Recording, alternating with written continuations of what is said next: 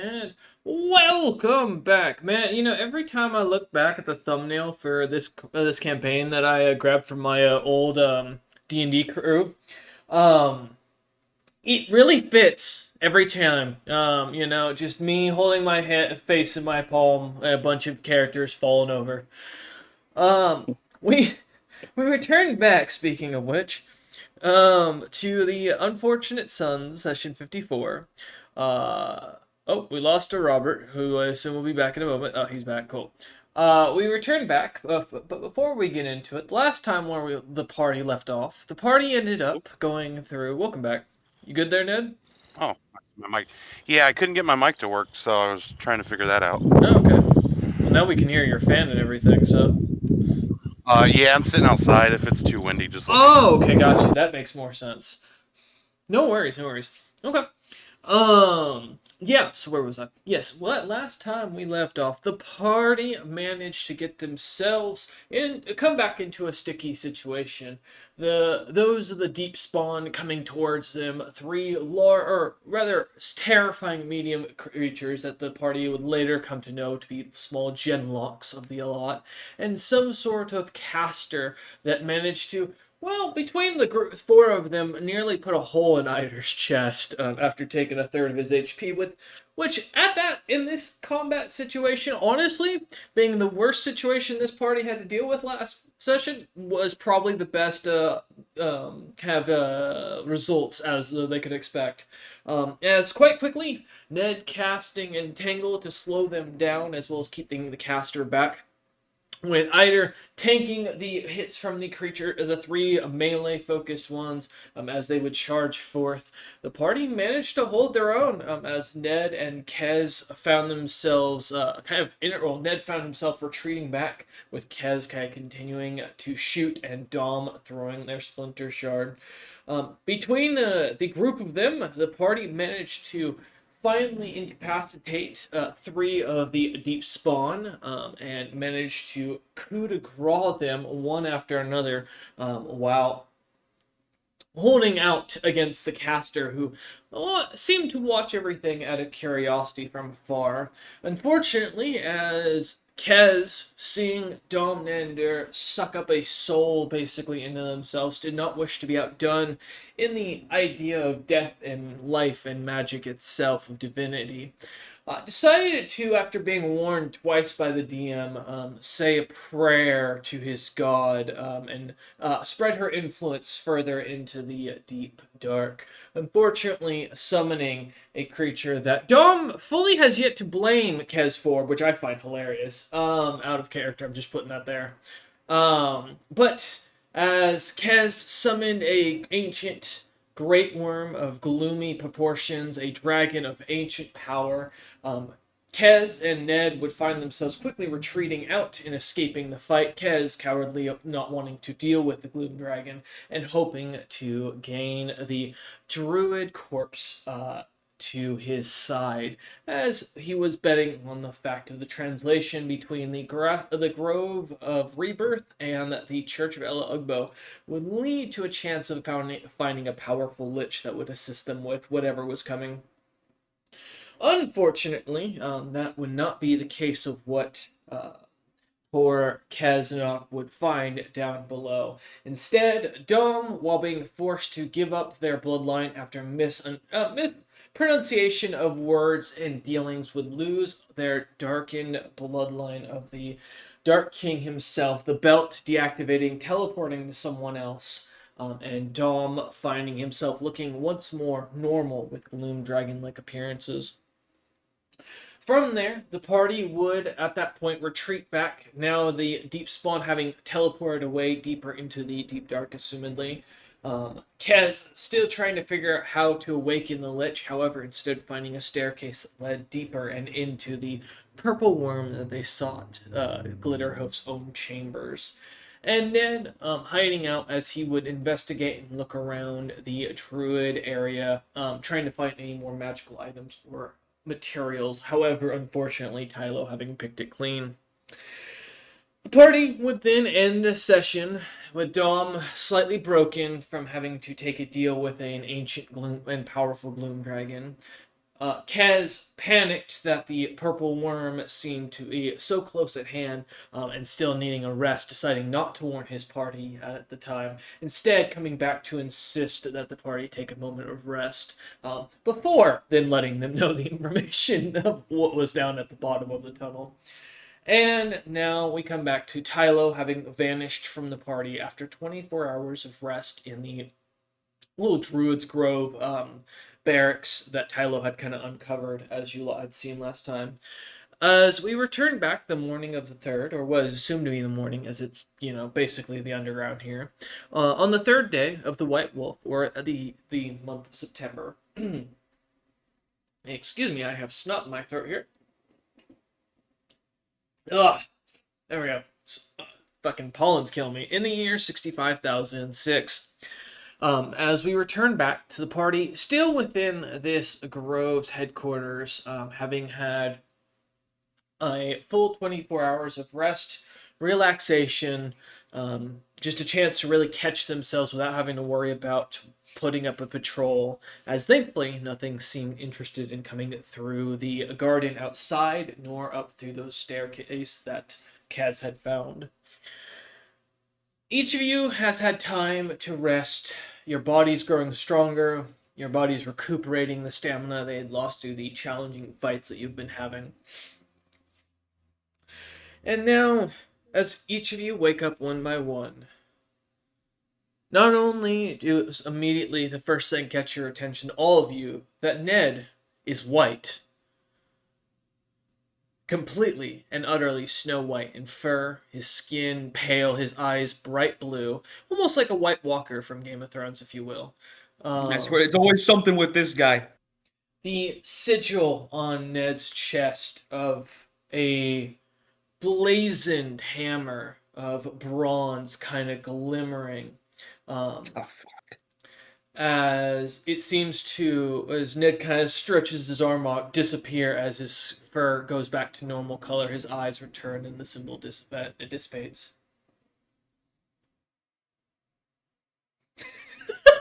God damn it, Tom, shut up. Fucking damn it. Oh, man. Could have been albino. You never know. Oh, man. That's horrible. But hey, good for him. But as each of you have woken, it was eerily a sleepless night. Each of you dreaming of a strange, giant white bear in what looked to be a darkened cave.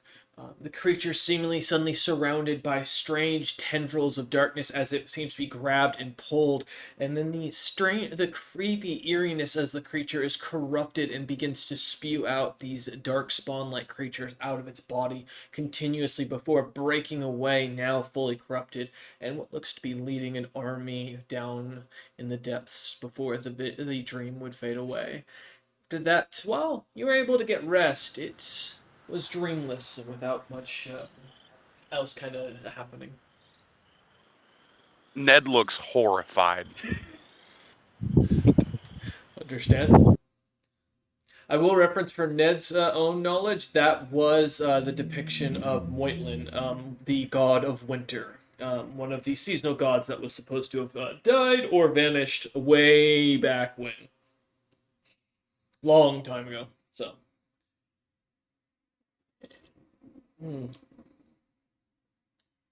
Rip Wayland. Moitlin. What the hell is happening? We're about to fight Glitterhoof. No, I know that, but why am I white? As you look down and it dissipates suddenly. All right. First of all, you don't have the past. That's cultural appropriation. None of us You does. can't just do that. Yeah, as I speak is like the fucking albino dwarf. Cracker is our word. Bro is pale-skinned, pale-eyed, and pale-bearded. But as the four of you kind of watch Ned kind of return back his transformation for a moment, You do notice a little note left over by the door. In big letters, it seems to read from Tylo to Eider. Like shuffle over and pick it up. As So you kind good of luck. climb off the rather huge bed, which honestly, Eider, the only good thing about giants at this point is, man, they really know how to make a soft bed. You kind of have to climb yourself off the damn thing. But after a few minutes or a few moments of walking across, jumping down, and heading over, and grabbing the piece of paper, all it reads as you kind of open it is, "Gone back to report. You're on your own. Good luck." I just kind of like nod. I was like, yeah, I figured by now. Yeah, this checks out. That's the usual. All So, right. So, you guys ready? Yep. I suppose we have to be. Let's start heading down. All right. And then for Kez and Ned's note, because I don't know if they saw last session after the Gloom Dragon incident. I believe DM, correct me if I'm wrong. Dom's arms are now coated in these tombstone-like scales, and look much more visibly draconic now, which was not the case before, even prior to the belt curse. So that's new. However, Ned, I believe, and I think it was Ned specifically, is the only one who had seen you with your dragon scales before. I do not believe I Kez believe so, yeah. has. As far as because Kez would have for a moment when your arm was returned to you before it went black again. Potentially, yeah, but it yeah. much more than there was previously. It is. Yeah, no, I definitely did see scales, but I haven't asked too many questions about it. That's fair. Some of them aren't naturally mine, and some of them are. So, you know. Draconic wings now, as well as the graph has Yes. kind of changed. More Less- draconic features, basically, as you look, Kez. However, given what you saw, Kez, before you retreated back to the the tomb itself to check to see if there was a lich in there willing to speak with you or help you or do something in this dire situation. You see, having seen the Gloom Dragon, now seeing a similar appearance on Dom, it's not hard for you to put two and two together quite quickly and realize Dom made some sort of pact or deal with the creature and is being influenced by it, which also tells you how powerful this creature probably was to influence Dom so severely and so quickly. Yeah, I'm not going to mention it. I just think, man, that sucks. I'll have to make it up to Dom somehow at some point in the near future.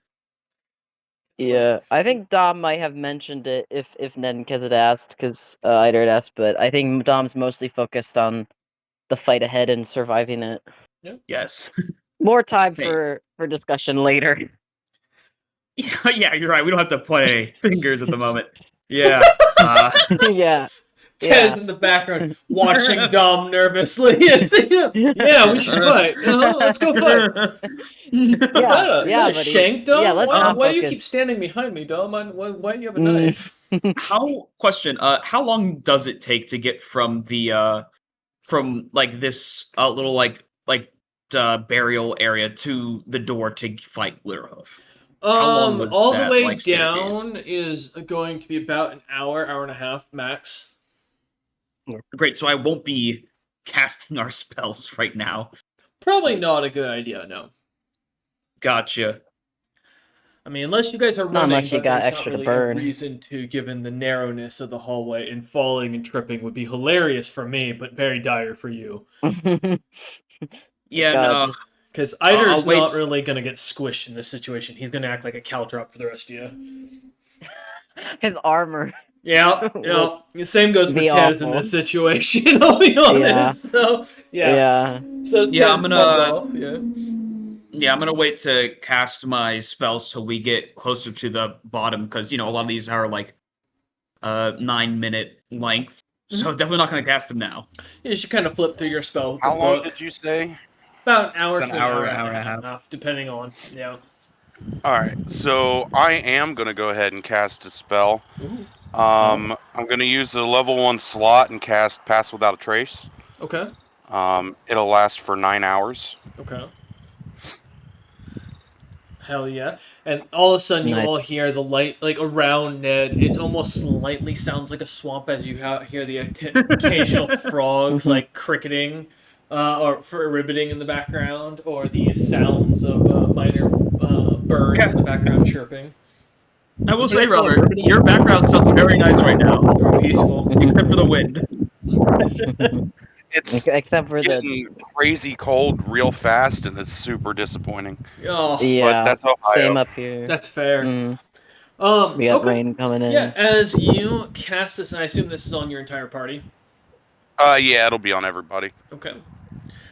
You all feel or hear suddenly as you kind of take a step about, as each of you kind of get off your beds and kind of start to get yourselves ready, putting on gear and such, that you don't make a sound. You're normally somewhat clanky between Kez and Eider's feet or metal boots kind of hitting the ground. Don't are almost completely silent as you suddenly notice Ned kind of finishing his chant. Anybody else have the strange urge to ribbit? I don't know. I'm more feeling like rubbing my legs together than make a sound. I wouldn't recommend it. Why not? I like look down at like the spiky like spider parts that I've made your fucking armor out of. Hey, But hey, listen. I guess what you if could that- geld yourself if you want, but I mean, it's kind of like how crickets do the thing. They've got like the multiple ridges to make the sound. I just want to. I just get the picture of every time a Keznanok rubs his legs together to make it sound. A Zilpip is summoned as a mating call. oh no. As Zilpip gets his wings. Don't you do it. Oh, but as you guys kind of gather your gear, Kez kind of finishing the last of his prayer, um, kind of gathering up your stuff, looking at the shelves, looking for any last minute magic items. This place has been picked clean. Tylo very much seemed to take his time when you guys were fighting and dealing with things as you look through the shelves. Even going as far as to take most of the cloaks and clothing that the individuals had left behind. As you kind of scavenge about, all that's left here are a couple of quilts, some large pillows, and that's pretty much it.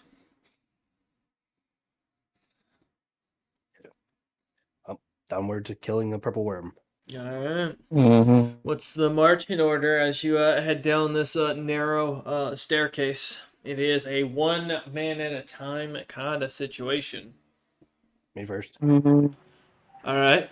I'll take the middle because it doesn't save me anyway. Yeah. I feel like Dom should be towards the back. Okay. Yeah, I want Remember, you to you're not lead. massive anymore, Dom, so yeah. Mhm. Yeah, I want you to lead Yeah, in I'll- the rear so that you can, be in range. Well, we're basically going up in the order of like how we need to like approach the range Okay. for our fight. Yeah. Yeah. Yeah, I'm gonna be right behind Ida since I'm gonna be one of the frontliners during this fight. Okay, so Mhm. Eider, followed by Kez, followed by Ned, followed by Dom. Alright. Yup. As the marching order goes, the dark crystals, the glowing fungi, the kind of glimmering roots, and lighting your way down the deep and gloomy stairway. The sounds, the occasional rain or water droplets or monster growl in the distance, kind of causing the air to go stiff and stale as you continue walking down towards what you know to be one of the most dangerous and deadly fights you've yet to find. Besides the deep spawn, which as you kind of think about that for a moment, puts your mind slightly at ease, as you guys handled those well enough. This creature can't be much worse. Now, as you guys finally, after about an hour, get to the doorway, kind of, as Kez points to it and slightly pushes on the thing, throughout the entire way down, you do notice walking through the slight designs of what looks to be some ancient cave paintings. They're very simple to their depiction, but too old and too rough to really get a full understanding of what they are, more than random blobs that seem to be kind of put in different depictions as you walk through. Mm-hmm. As you get to the very base, though, you do see what you recognize as something familiar. You see a large looking purple worm kind of painted on the side of the wall, depicted next to where a singular torch handle is kind of set. No torch, unfortunately, there. Um, the in front of the purple worm, though, is depicted what looks to be four warriors and some sort of creature kind of standing in front of it, readying themselves to do battle. And as you kind of look at this for a moment, you start to realize this looks like you lot. Mm. Preordained. We don't have free will. Anyway, I guess it's time I Damn. do my spells before we get into this, huh? Yep. Like Damn, the Dolph- worm painted fast. All right. I put my hands on both Ned and Dom, and I cast protection from evil for all of us. Okay. That will be 3 of my level 1 slots. Okay. And then I get all of us together and use all of my level 4 spells. And I cast freedom of movement on each of us. Okay. That's all right. Would you like to explain for those who are not familiar with either spell what both those do? I will explain. However, my form of explanation will be sending them a link to the spell. Thank you. That works too. The audience doesn't need to know. For those at home, well, to be fair, our audience is like 8 people that at this point they've been watching so long. If they don't know these things, they need to go look at the books themselves. The audience probably knows more than I do, to be frank. Hey, it's always good when they judge you. Unfortunately, I can only do this on myself, but I am also going to cast Tojanada's Sight. Mm-hmm. So I will have all-around vision. Mm-hmm. Okay. All right. And I believe we all have poison resistance or I am potions immune to drink. Yeah, we have potions to drink that we were given for this fight. Oh, yeah, Ned did beget a high enough level of druid. I think he's naturally immune to poisons now. I am, yeah. Hey, that's awesome, dude. You can save the poison. You can It save was the like potion for one of the later. levels I was looking forward to the most. All right. So the rest of you are taking the potions. Yeah. I'm also Get poisoned today. I'm also making sure to look at the fucking obvious, DM warning of the paintings on the wall. Yeah, right. Mhm. Yeah. To note, that will give you a full poison immunity for the next 20 or next 3 hours. I apologize. So keep that in mind. Okay. So no more fighting any purple worms past 3 hours. Correct. Yeah. All right. And then as you look at it, give me decipher script, please, and thank you. Straight intelligence. Fair enough. Such a problem for you. Dog, ain't nobody got fucking decipher script. What do you mean I do? I have a +1 20. in it because I have no ranks in it. Let me pull my notes up. There we go. As you look this over, something kind of catches your attention, Eider. Looking over your own design, you see a sigil on on the depiction of you that's different than the one you wear now. It seems to be similar to the one of the League of Extraordinary Monstrous Gentlemen. The Grey Wardens, so to speak, as you formerly joked about them being called, which you're not wrong in that in the slightest. It's just they have their own little organization name. And as you kind of notice it, the symbol seems to be portrayed on your back quite heavily.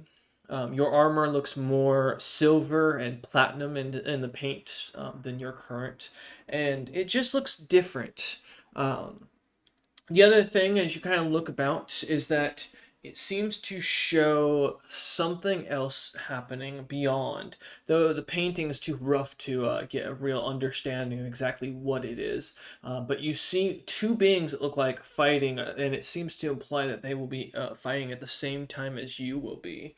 Somewhere nearby, potentially. It's hard to tell.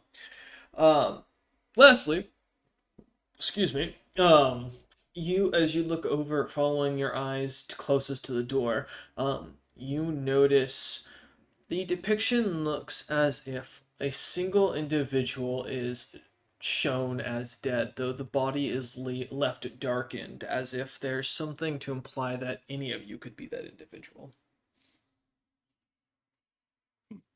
Kind of taking that to be, it looks like whatever, either the result of the fight beyond, or this fight, one of them will probably cause a single member of your party to die.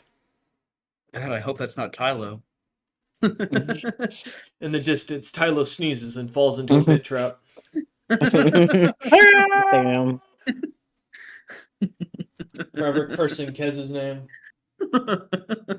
Hey, I was nice to him. We were good. We were chill. Just wish death upon him. Everything was I would chill never. till the Gloom Dragon attacked. Does not. Or, like, We were chill, and then he abandoned us. If Exactly. Tyler was there, I would have fought to the end. Totally. so Hey, go ahead. listen, me escaping was great, but yes, with Pass Without Trace, does that mean we're a bit stealthier? Yes. We can't be tracked by any non-magical means. Yes. Ah. Perfect. What you say, Nider? I was hiking my thumb at the painting. I was like, so if I had to guess, this is probably some kind of augury or divination. They got some details wrong, but keep a lookout for another fight coming about. Also, this thing says one of us is going to die, but again, auguries aren't 100% accurate. Doesn't everything say one of us is gonna die?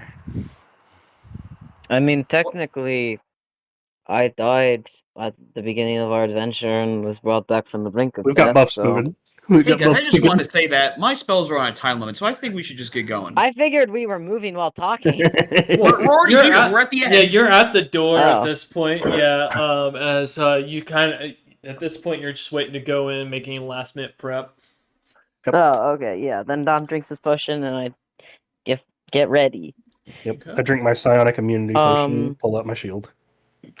Hang on, one thing I'm gonna Am I check real able to see where quick. it's at right It is now? not a. It's not Or- a potion. It's a ring. If you're with Eider. And what was that? Sorry, Ned. Am I able to see where it's at right now? The door is currently shut until one of you opens it. Yep. Cool. Well, time to heave. As Eider puts Oh! on his ring, those drinking their poison immunity potions, downing them, the door opens as Eider charges forth. Fantastic. As you do, Eider, and let me just get something. There we go.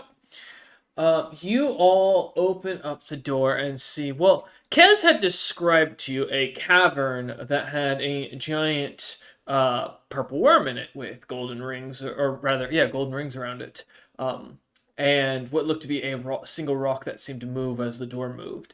What you all see instead is a open, beautiful cliffside to what looks to be a massive city in the Underdark, glimmering with light as if it's alive. Walking out onto this like entrance, a massive staircase going down, a statue kind of what looks to be some sort of foreign creature, some divine-like being kind of standing over Glitterhoof as it lays there, looking up at the statue, and as you recognize, it is wailing and crying. Oh, After stealing our kill. We must save the statue. Well, the statue is winning. The statue is just standing over, it's not doing anything. Oh, No, just to make very clear, it is just a statue Yeah. of some sort of Yeah, foreign the being. the worm wailing is and crying. sad. The purple The worm is worm, sad that the guy's Glitterhoof, gone. is wailing and crying at it, yes. got it. Yep, Yes. no worries. I wonder if this the figure is supposed to be the its rider. Yes, I'm No. fairly certain. As you look that creature up, or the thing up and down, you are 100% sure it is not the version of it that you of Old Sir Sparkly that you are familiar with. Yeah. I was about to say, it's like I'm pretty familiar with that description. He ain't that. I don't know. Maybe it was a former description. I don't fucking know. Oh. You can give me a knowledge religion or knowledge history if you'd like, Kez. You know what? I will attempt to do that. At least a knowledge religion, because Kez didn't exactly read up on history as a youngster. All right, we are sitting at a dirty 20. Okay.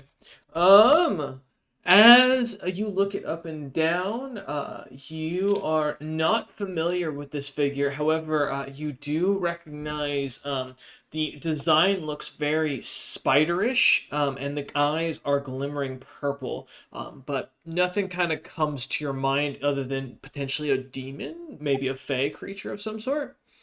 Mm-hmm. The elves aren't like a prominent race yet, right? No. They're savage primitives of the colonized nation or continent of Draffica. Yeah, I was about like my mind went to like, oh, the dark elves, and I'm like, wait, hold on a second, they're not real. They're not real. So do we try our best to sneak up, or do we just I mean, how close do people need to Looking get to down, get their stuff the off? creature is about 40 feet below you and 60 feet in front of you. So once you come down those stairs, you will have about 20 feet between you and the creature. So we want to mostly. But unless it's magically tracking us. Mm-hmm. I would.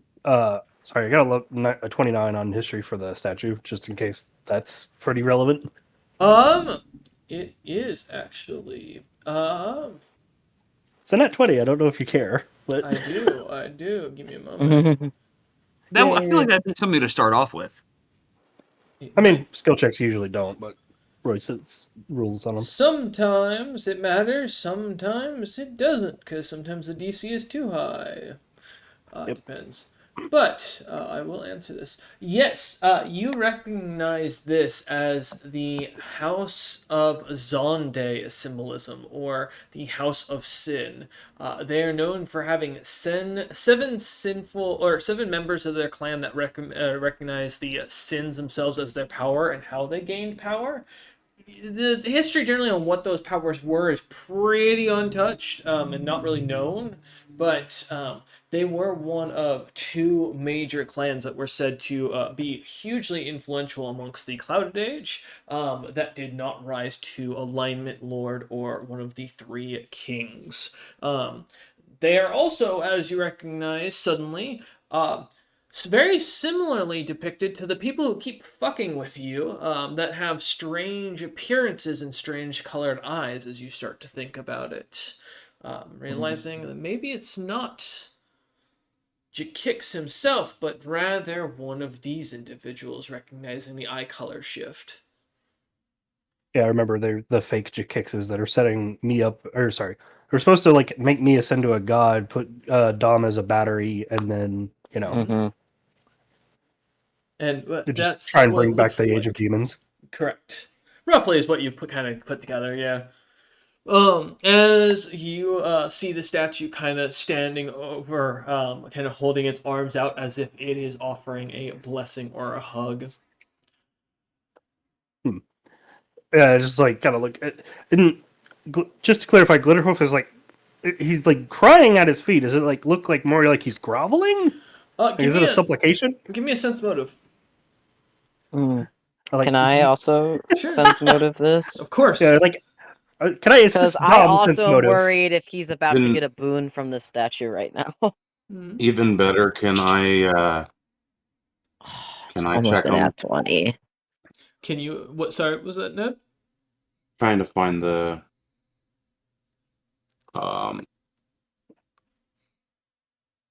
Oh, actually, no. I don't want to do that. Okay. All right. As Dom, They have to be able to study me as well, and I don't want them to do that. you don't want them noticing you're standing there. Yeah. As Dom looks over at the creature, as Eider kind of gives a nudge with his chin, pointing towards it, and kind of cueing Dom to look, to try and figure out what the creature is doing. It seems that the glitter hoof is crying not at the statue, just that is where it's resting its body onto. It does not seem to be directly, as you can tell, from what you can tell, any sort of interest Okay. in the specific figure, if you will. It just so Okay, happens to be. that's just It his just nap happens to be spot. there. Yeah, basically. He just misses the presence of a humanoid rider, and thus is just near the closest resemblance. I will say, looking him up and down, he is gargantuan, or sorry, colossal in size, literally. He is what looks to, or he is wearing what you recognize as three huge bands that seem to of solid gold that seem to kind of wrap around him. His body covered in glimmering runes that seem to glitter with not magic, as either nor Kez or nor Ned sense off the creature. The rings, each of them have a different colored gemstone kind of glimmering on them. One of green, one of red, and one of blue. Um, and as the creature kind of continues wailing, the rings seem to almost adjust to the creature's body as if it was a secondary skin, as it still has yet to notice you from what you can tell. I'll point out the large gold bands to Iter or Kez or anyone with magic who might be able to better identify what those could be. Ooh. You're not gonna try to Psycraft, roll for it?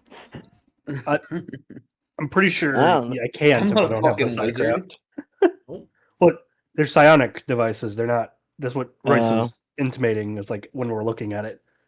So like they're psionic in nature, so we don't know much about Does that them. look like a tree? You could no. I can confirm it's not a tree. I will say Well, you can roll I got spellcraft nothing. for if you'd like to try, in case they are not psionic items. Sure, I'll give it a shot. All right. Thank you, Ned. Sure, I'll 25. I have a +4 to Arcana, but 35? that's about it. 25. 25. I was like, damn, Ned, impressive. Jeez, you got fucking Ida rolls there. Ned, they are rings of intelligence. You recognize that. That seem to have some sort of stacking effect, which is not normal to your understanding of most items that can boost ability score. They don't stack onto each other. But you're not sure what the gemstones are, though they do seem to have some sort of magical effect to them. It seems to be something a little bit beyond your understanding.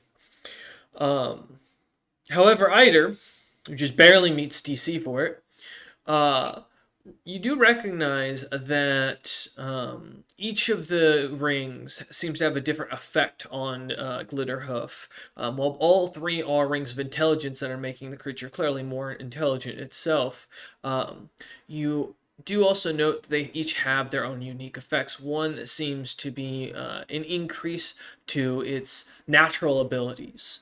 The being the green one specifically.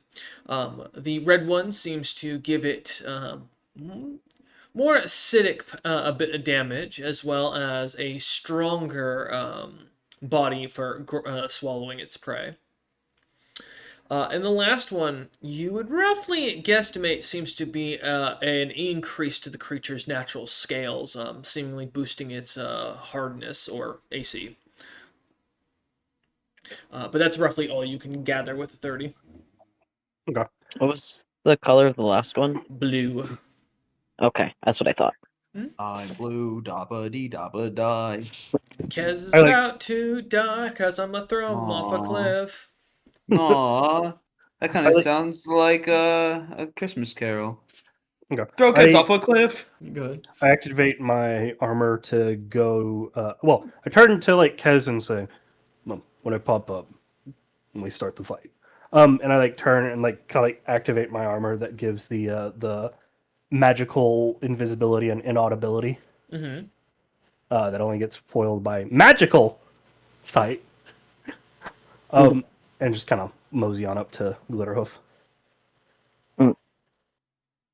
Okay. As you start walking down the full 60 feet down. Okay. So the rest of the party, are you going to follow, or are you going to stay at the top and let either attack first?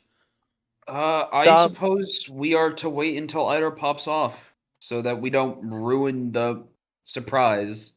Yeah, Dom's gonna post up at like the top of the stairs at like the edge of that railing and is gonna have Splinter Shard like cocked and ready for when shit goes off. Okay. But I'm gonna stay like at the top there. Okay. And Ned?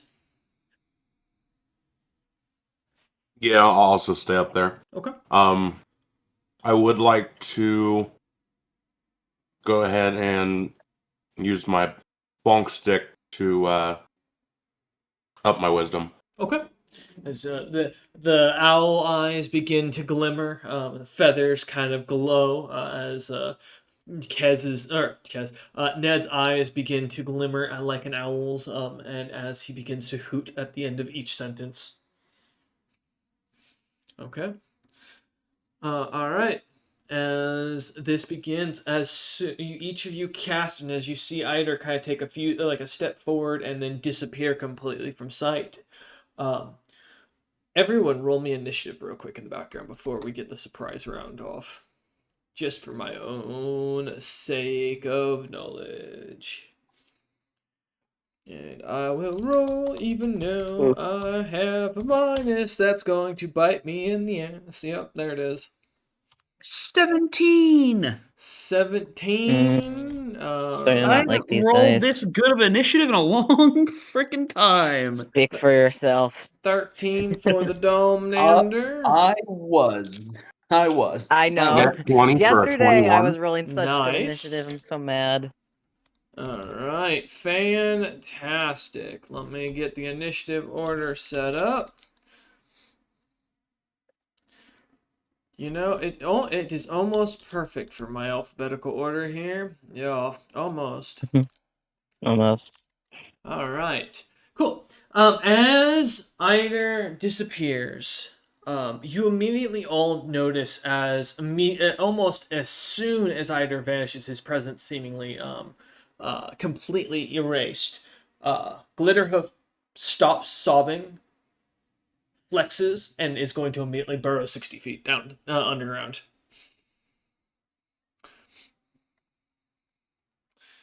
If you think I can't tell when you disappear from that distance, I swear to God. Alright. Let's get it. Was he fake crying to lure us in? That is the question.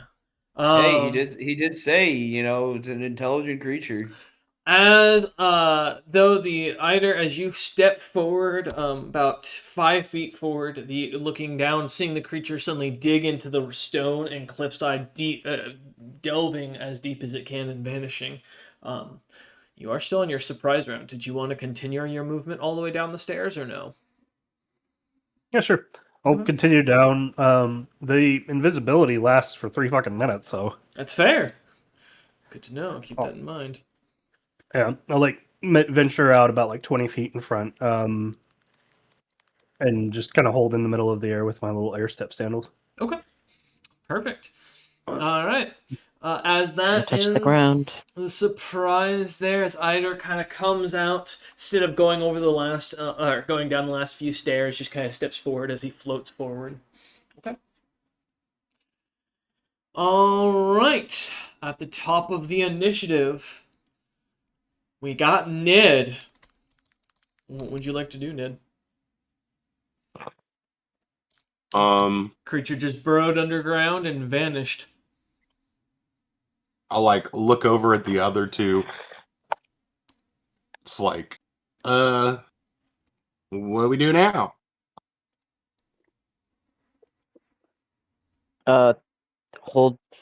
Continue with the plan, hold your position. He'll be appearing soon, I'm sure. All and right. Dom's just keeping an eye out for him. Okay. So Ned, you gonna hold your action until until Glitterhoof reappears? I'm gonna go ahead and use a level 1 spell slot so that I can use my wisdom for my bonk stick. Okay.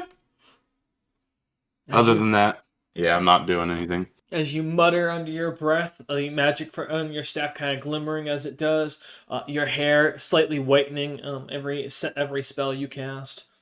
All right. As you hold your action, is Ice doing anything out of curiosity or no?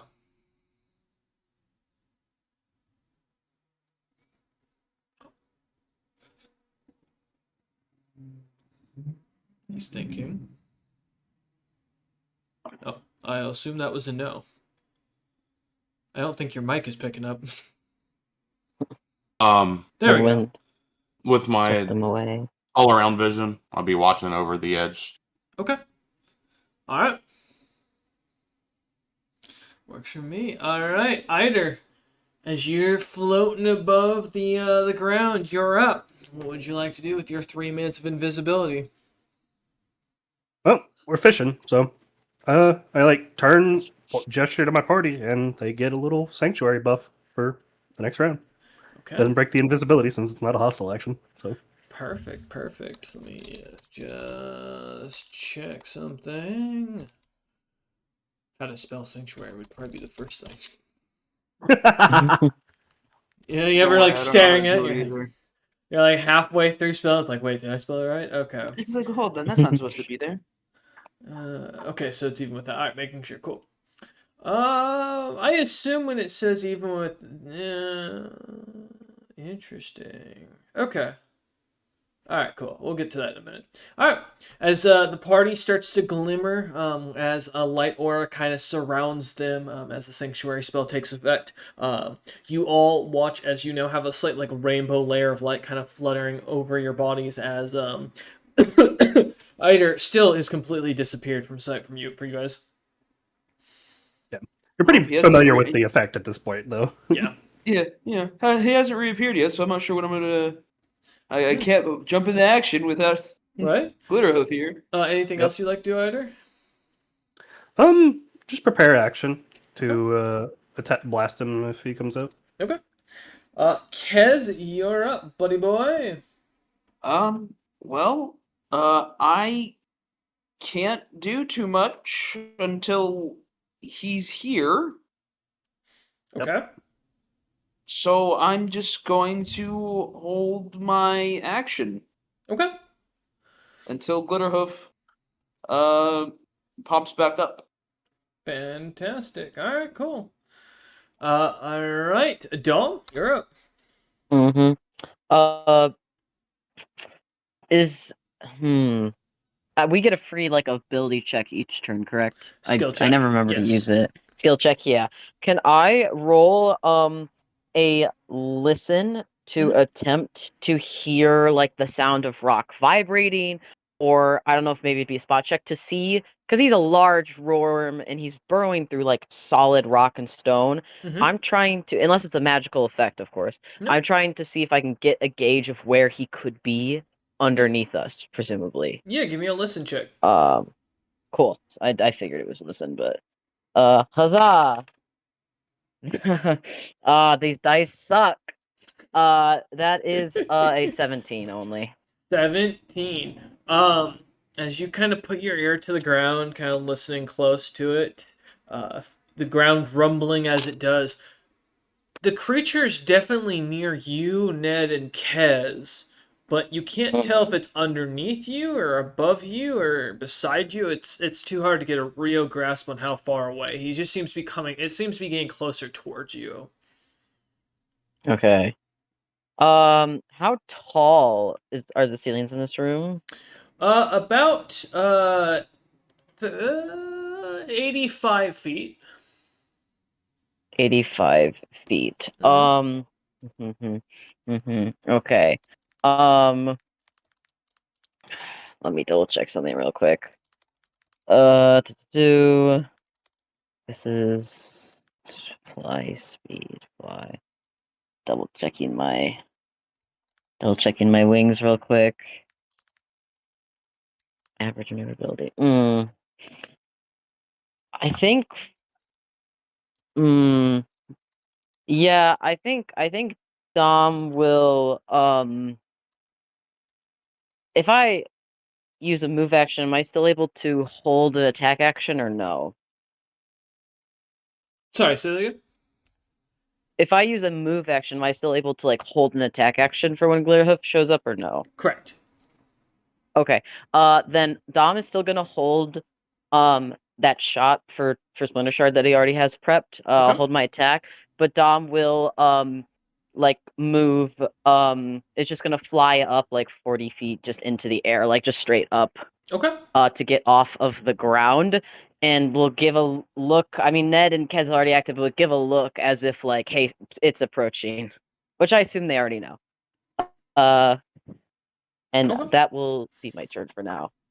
All right. So As you flutter into the air, looking over, mentioning this to Ned and Kez, yeah, you shout this out over the dim, almost silentness of the area as it seems creepily quiet besides the occasional frog croak from Ned's spell. Um, exactly, Ned, exactly. As Dom ends their turn. Okay. Personally, Ned, Kez, and Dom, give me a will save. This is not a hostile spell effect. Neither is it a targeted spell effect. So this does not not Ned. go against Interesting. Sanctuary. Is it Is arcane? this It is not arcane. is it School of Enchantment? It is not School of Enchantment. Damn it! I That has got one never more. Okay. been useful. Is it against a spell-like ability of Fey? No. Okay, I didn't think so, but Worth the Okay. question. You said Yep. will save. Will save, correct. I hate all of my dice. Okay, that is probably not gonna be enough, yeah, it's but 23. 23, okay. only a 20 for me. 20, okay. Kez? What was the roll? It's okay, Dom. I had a plus 12 and I only got I'm 23. sorry, I had a my plus 13, and I only Will got save, Oh, no. Kez. my mom sent me a text. I'm sorry. Yeah, huh? You're good. That will save will be a base 11 plus 11, 22.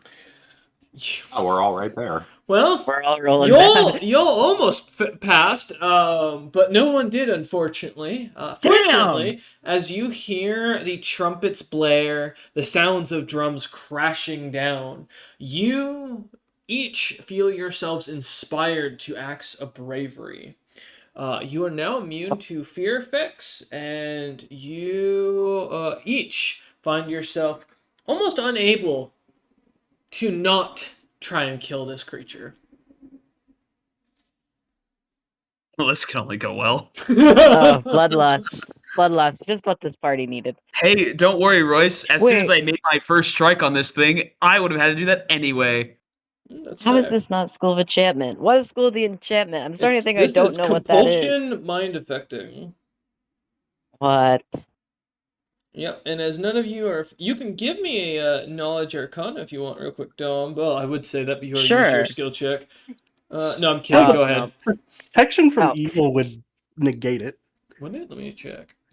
Compulsion. Oh, that's mind right. Exercise mental control over the creature. Let me see this spell.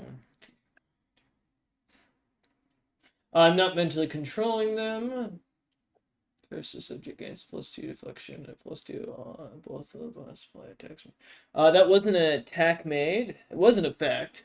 I'm not an evil, or I am an evil creature, but that wasn't with evil intent. Well, second, the exercise mental control, such including enchantment charm effects and enchantment compulsion effects. I haven't gotten that part, mate. Oh, okay. Sorry, I thought. My bad. No, you're good. Enchantment charm effects and compulsion effects that grant the caster I don't gain ongoing control over you. This protection does not prevent such effects from targeting protect creatures, but expressly affects for the duration of protection. Yeah. I mean, I give you the correct, but it's also not enchantment. Compulsion. So which is different. Mine is. I thought compulsion was an enchantment. Psionics do have a commiserate Correct. parallel. Yeah. I do, between but this the was things. not. That was not the case in this situation. Here, give me a second. I just close my thing. There it is.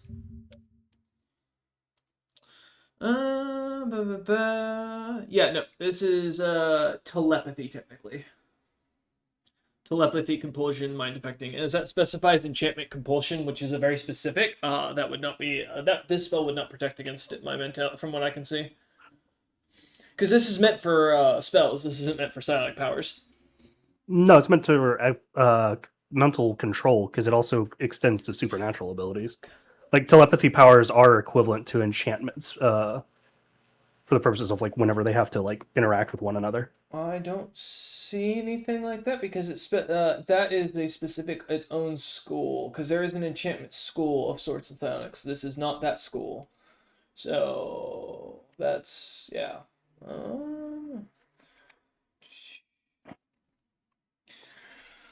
Here, let me look.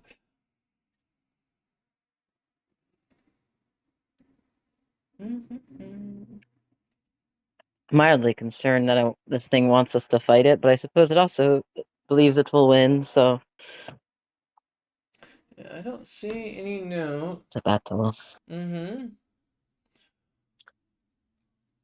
No, here, give me a second. Yeah, I don't see anything, but here, I will Google it to satiate the party protagonist, so that way the party doesn't die, because otherwise, apparently, I can't do anything without having to Google it. Alright.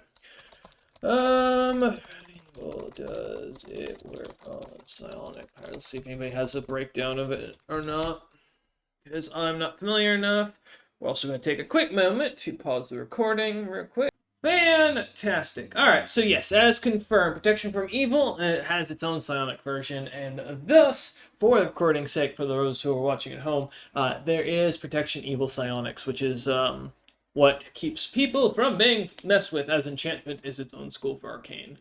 Cool. Alright, now where was I? Besides inciting your party not to run away and escape with their lives. Come on, Eider, don't you want them to fight to the death? To glory. No? It's not even about the that. It's more about the protection means nothing. It does. In this case, because protection from evil specifically works on the arcane, which is a whole. That's one of the kind of the ball, cutting the ball or kicking the balls you get with psionics. Is they all have their own versions of everything. All right. So usually, I think because I know it was like I'm not going to argue it because Yeah. it's already done. I know it's like protection from evil creatures. Hooray! Yes. And as far as it goes, you do gain, and if I remember correctly, because I think it's the first part of the effect. The AC and the bonus to saves. Yeah, sure. Because the only thing that specifically wouldn't work on is you would not get the barrier, or you wouldn't get the enchantment stuff, so you wouldn't get the secondary effect or the third. Gotcha. Because I'm not hitting you with anything that's like arcane or divine. Yeah, and I know you're not a summoned creature either. No. So, Could you which imagine? actually, technically, because I know Eider's gonna point this out. Hold up. Saves wise for what was I think saves wise for what was written or said. I think that puts Ned was what 22, 21? I was 22. 22. Okay, so that'd put you at 24. Dominander was a 20, I believe, right? Mine So- was a Yes. 23. Okay, so no, that would put technically that would make it so Dom is the only one who would be affected. In fairness, Oh, guys, sorry, Dom. let's go. Hey, it As fits. Kez meets a DC just at, and Ned beats it by 1. All right, Kick their ass, Dom. Dom is pissed. Dom your is heart out. foaming at the mouth. All right, cool. There we go. Dom is angry. He had a bad interaction with one worm with a Y. Now he's gonna have one with a worm with an O. You know what? You're right. And then I am going to use my secondary thing or power for my secondary action for another power on myself. That does not matter for any of you. And end my turn. I think it matters to us eventually. Maybe.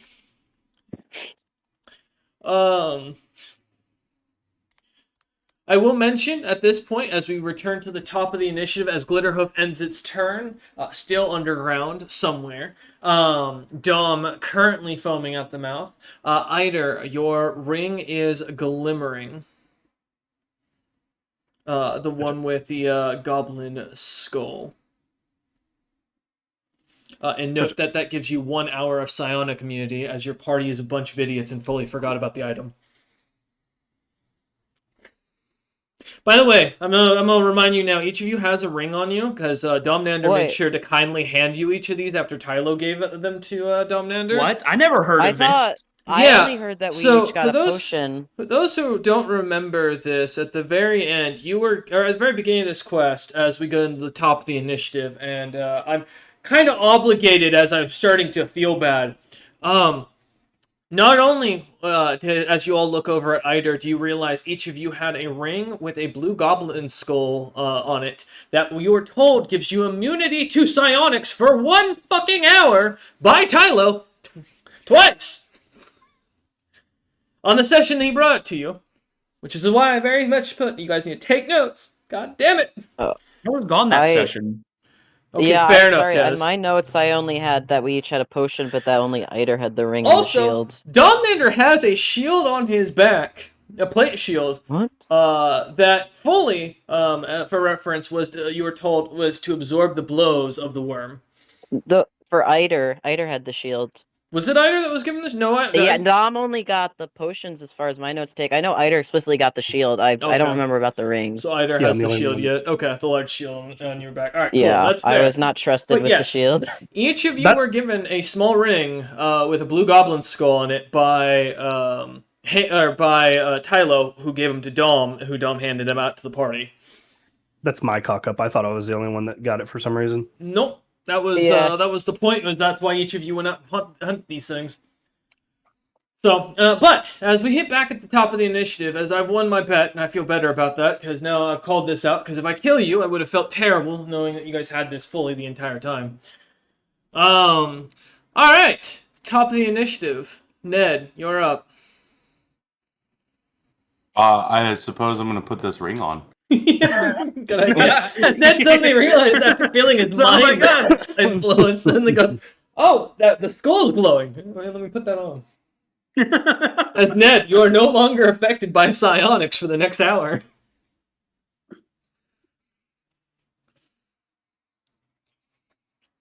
I suppose. Can I try to sense where it's coming from? Give me a listen check, if you would not mind. Peanut. 25. You hear Kez whisper under his breath, "Peanut."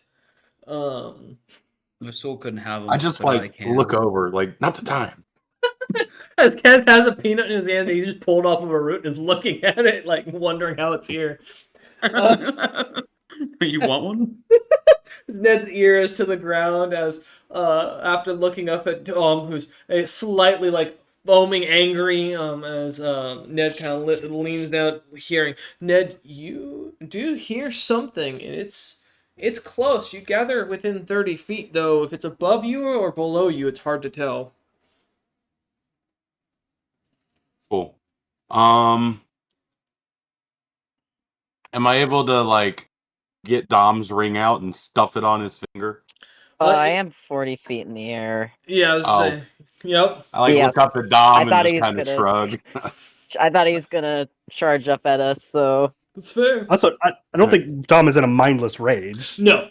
Yeah, for reference, the only thing is Dom just can't run away at this point. You're immune to fear, but you also feel required to kill this creature.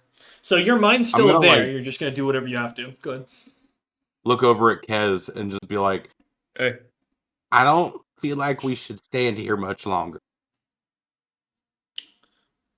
Hey, that's why I gave us freedom of movement. As Kevs gives a thumbs up and tosses the peanut in his mouth. Do what you gotta do, man. Just so you're aware, it doesn't give you the ability to fly. And this is a really calm reaction for the situation. Hey, at least we Ned'll can't get just go. swallowed. That's the Well- only thing I cared about. I don't know if it's coming from up or down, but it's coming. And then I will like move a little bit towards the top of the stairs so that we're not all congregated in one spot. Okay. You should kind of take 10 feet and move over to the side, kind of getting away from Kez now that Dom's kind of fluttering in the air. And then I will just have the bonk stick raised Okay. just in Like case. an old man trying to whack the rabbit in his garden. All right. Y'all As- ever listen to Weasel Stomping Day by Weird Al? Come on. Nice. A callback. Oh, I miss Weird Al. Man, White and Nerdy was He's my not jam. dead. No, but, now Harry Potter's playing him, and I'm just bothered by that. Alright. As Ned readies himself, bong stick in hand, looking to play whack-a-mole, are you having Ice do anything, or is she just gonna stay on your side for now? Let me see. I don't think that. I had the giant eagle up still and not.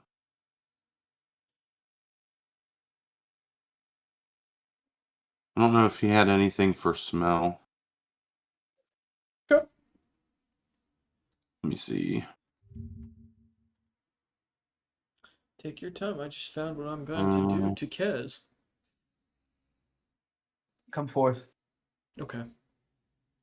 I'll die like a dog I am. Or like a pancake. I'll die like the pancake dog that I am. Also, Okay. go ahead, Ned. No. Okay. Ice doesn't really have anything, so we'll just hang tight. Okay. Literally. Alright. Yeah, I guess literally. Remind me, Eider, as a side question. Actually, no, I'll ask it here in a minute when it's appropriate. Never mind. Eider, you're still invisible. You're still floating in the air a little bit. And Dom looks slightly more focused and in a killing mood. Beyond that, and Kez is now eating random peanuts off of a vine in what was once a semi-god's like chambers, assumedly. Your party looks somewhat fine now that they're starting to realize the fight's on. Yeah, I fear my party has not, in fact, locked the fuck in. Right? But it's fine. Energy. Mm-hmm. It's fine. I like just kind of like sigh, mentally prepare myself, and just step back. I like just kind of like let the flight cancel and just drop back to the ground. Recharge a bit of my spell fire with the with blowing fire onto my shield from my dragon breath. Gesture to my party, give them sanctuary again, and just wait for Glitterhoof to take out the pretty obvious alone small target. Hope that's coming for you. Yeah, no, fair enough. Okay. Yeah, I can't make myself much of a juicier target than this, so like otherwise this man is just gonna bore me to death at this point, I think. Damn, the disrespect. Okay. Alright. As you Oh, wait, he's just hiding in the ground. Like what? as you wait, lightly tapping the ground, Harry. trying to bait the creature to come hit you. Hit me, please. Like tapping on the glass of a fish's tank, hoping it'll try and jump out at you. Okay. Like we can't fight until you're here. Your debut, precious. Come on. Fucking goddamn it! Alright, Kez, you are up. I'm gonna put on the ring. Okay, smart man. Alright, well, fuck you. Okay. You want to take that off for me? What do I get for it? Not a giant worm ass to the face. I'm about to back it up, you know. Oh, it's the ass and not the mouth. Oh. It can't swallow you. It can, just a very different way. You make a grapple But check will it there, still buddy do boy. acid damage? That's what freedom of movement's for. Oh god, you're gonna swim in those guts. Oh, tapeworm. I'm gonna swallow Oh boy, you and whole, I my can friend. breathe underwater. I don't think you want to Oh. breathe that. You know, Hey, no poison. that's true. That's true. In All the right. immortal words of somebody else, what are those? So after putting on the ring, so I assume I'm within like 5-10 feet of my current, like Ned and Dom. Dom's 40 feet in the air, and Ned has moved away from 10 feet from you. All right. I'm gonna move about because there's the staircase, right? And Correct. Yep. And Ider's like in like the central area at the bottom of like the staircases area. Yep, lightly tapping the ground with some like a what looks to be a stick that he's kind of found on the ground. All right, I'm gonna start moving down the staircase. There's Okay. two, right? There's like a left and a right one. Correct. Yep. Left. All right. Going to how much movement are you using? I'll just use 20. Okay, so you I go don't about want to halfway. get too far away. Yeah. Okay. All right. As you kind of spread away from it, the others, and kind of end your turn, waiting yourself, watching, I assume, for the creature to appear. Yeah. I can't really do much. Perfect. All right. Dome, you're up, floating in the air 40 feet. You are not mad enough to not put on your ring for reference. You're just, like I said, you're focused on killing this creature. You can't flee from it, is basically the idea. Yeah, I think Dom sees everyone putting on their rings and is like, Dom, "Oh, well, remember I the guess ring I'll that you gave join the us all?" club." Mhm. So Dom will put on the ring also, so he matches his friends. We all have friendship rings now. I'm going to fly 20 feet to which direction did Kez go again? Left. Left. I'll try 20 feet to the left, so I'm still hovering. Okay. So I'm still like flying in the air, but I'm moving and I am like above kind of where Kez is. So because I can't just hover with my wings, but I'm able to like fly around. So I'll fly over in that direction, still staying elevated off the ground. And I will still hold my attack action. I'm aiming up the perfect 360 no scope strike when that worm comes up. I've got Alright. Splinter Shard ready. Okay. As you ready The yourself? tension on this sling is crazy. Well, Ned, there's two of us on this side if the worm can sense flying creatures, so you might be safe. Hey, good news, Eider. As you look up, as the ceiling begins to, suddenly you kind of feel a rock kind of touch you in the head. Look up, some more kind of splutters into your visor as you kind of wipe it out of your face. And then as you clear your eyes, there is a colossal black hole coming straight down at you, roaring with its mouth wide open as it drops the full 85 feet from the ceiling down onto you. Oh, from the Does it take ceiling, fall of damage? Well, it will, but Eider's about to get squished. course. Eider, give me a reflex save as you try to jump out of the way. I don't Reflex think saves. I don't think you One of can, but you can try. Well, it's like a DC 15 to avoid a falling object. Usually, yeah, that's true. It's a big ass object. I mean, the problem is you're kind of, medium sized and it's, colossal. Well, I got a 16. That helps. 16? It's not bad. As you get to the edge of it, unfortunately, you are going to kind of get put in its mouth as it's going to land on top of you and take you down in a burrow. However, I'm going to take my fall damage. Give me a second. Do size. Okay, I take 46. All right. That does not break my... Oh, it does break. Nope, yep, cool. It's force damage, remember? Because I we know. ruled that you can. Okay. No, I know. That's not what I was looking at. Don't worry. Okay. All right. As the creature slams down on the ground, coming from the ceiling, the rocks around it cracking apart as the creature falls through, trying to land on top of poor Eider as its mouth roaring open manages to just barely catch him as he tries to jump aside. The creature is going to attempt to swallow you, which I think you're also still under freedom movement. How long does that last for you, Kez? Freedom movement lasts it's 10 minutes per level, Fuck and I'm you. level 9, so that ain't ending anytime soon. Alright. Well, I can't Ain't no one swallow getting you. swallowed today. That's true. That's true. Let me just check this real quick. What rules are? Now it doesn't mean I can't try and bite you into my mouth though as I land on you. So, with the weight of me and my mouth coming on to you, that sounds really funky saying that out loud. Please never say that sentence to me again. Yikes. I'm pretty sure that's harassment. I need an adult. I need a session 0.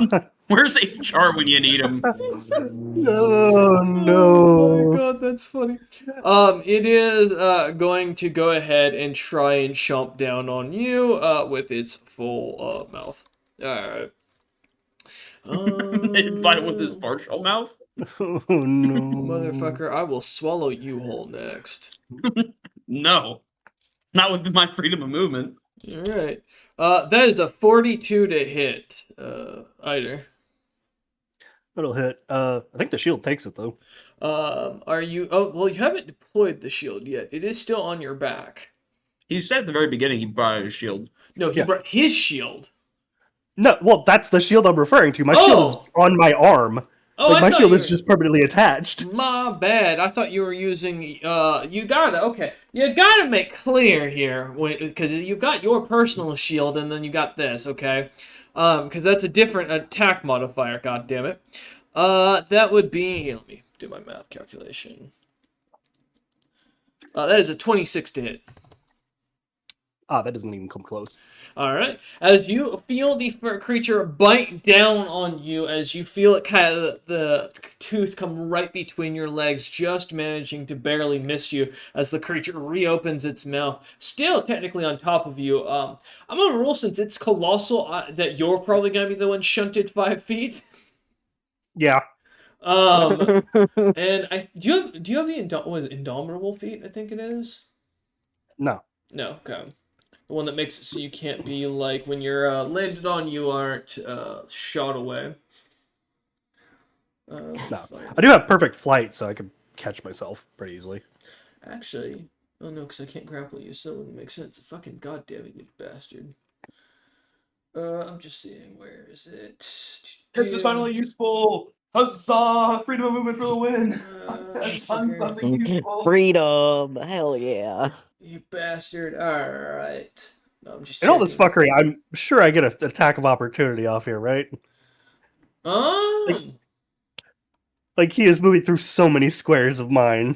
Well, I'm coming into your square, like I'm landing He's onto moving in it, your so, squares, all right. yeah, I'm Yeah. gonna say as you're kind of shunted to the side of 5 feet out of the creature's or out of the creature's square, it roars at you as it curls back up, and as that was an attack, fuck you, I'm burrowing back down under the ground 60 feet. Well, that definitely provokes, so. It does my what's that? Yes, it does. I do not have improved burrow, although that would be a cool feat to have. Yeah, but Improved burrow. Improved Burrow, which famously, It's not a pretty sure feat. does That's not a joke. exist. No, Yeah, I was like, famously doesn't fucking exist. really cool feat to Not have. yet. Though. Next Get on time. 23 it. hit its touch JC. Does what? 23 hit its touch AC? Yeah. You know, just barely. Oh, just barely? I'm kidding, Okay. It's like, oh, fuck. bro. I'm colossal. You'd be Seriously. screwed. No, my touch AC's a 4, but my man, you're okay. All right, what you got, Eider? So What is it's this? natural AC gets tanked by 42. What is this effect? Oh, it's the Tyrant's Bane. I'm just destroying its natural armor. Is this is Damn. spell resistance, right? No, this is the supernatural ability from Spellfire. It's gone for an hour. Oh fuck. Give me a second. It's the Last Hope Bracers thing, remember? No, yeah, I remember. I'm just trying to see if I have any bullshit I can pull on Oh, my yeah, thing that I cute. prepared. Let's go random bullshit. Surprisingly, there's not many Worm. things to fuck over Soulfire or Spellfire. Okay. So, and sorry, what was it again? He loses 42 natural armor for an hour. You know, it's funny. I have 0 natural armor. What? How? He This has a worm might- magic item that's increasing his scales natural armor, which should also go down from that. You know, fun fact.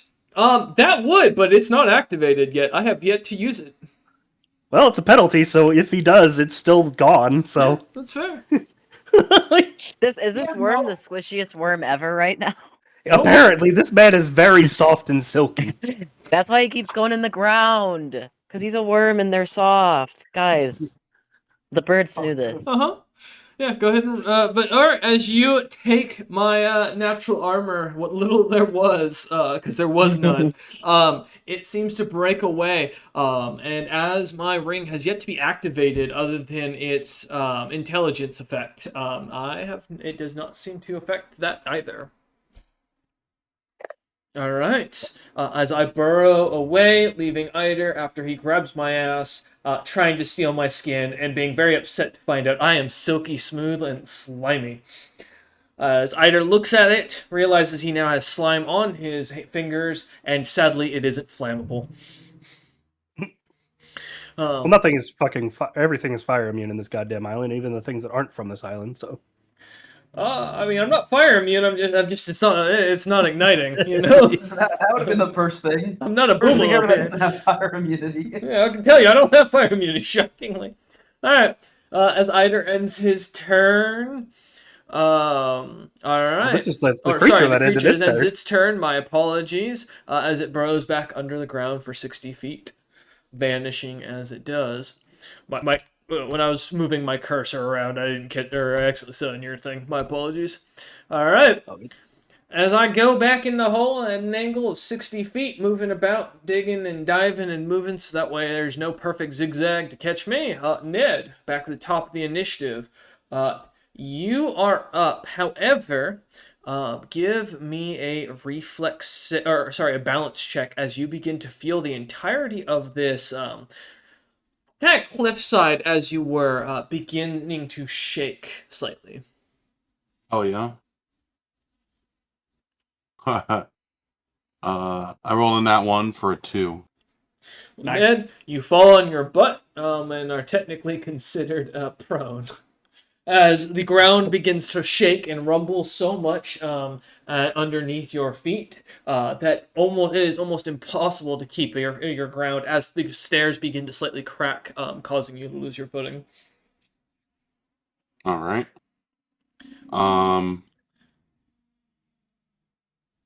How far away am I from the steps? Sliding on your butt wise, let me pull up my image. Going over 10 feet from where you entered. About another 10 feet until you'll hit the stairs on the right. Can I bear crawl to the stairs and then penguin slide down them? I will let you drag yourself, yes, for half movement speed. What's your movement speed? 30, so I can go 15. Yeah, I'll give it to you. As you drag yourself over, trying and slide down. However, for the sliding check, I am going to make you make a tumble check to make sure you land properly as you come to the end. Invoke the spirit of your ancestors, the penguins.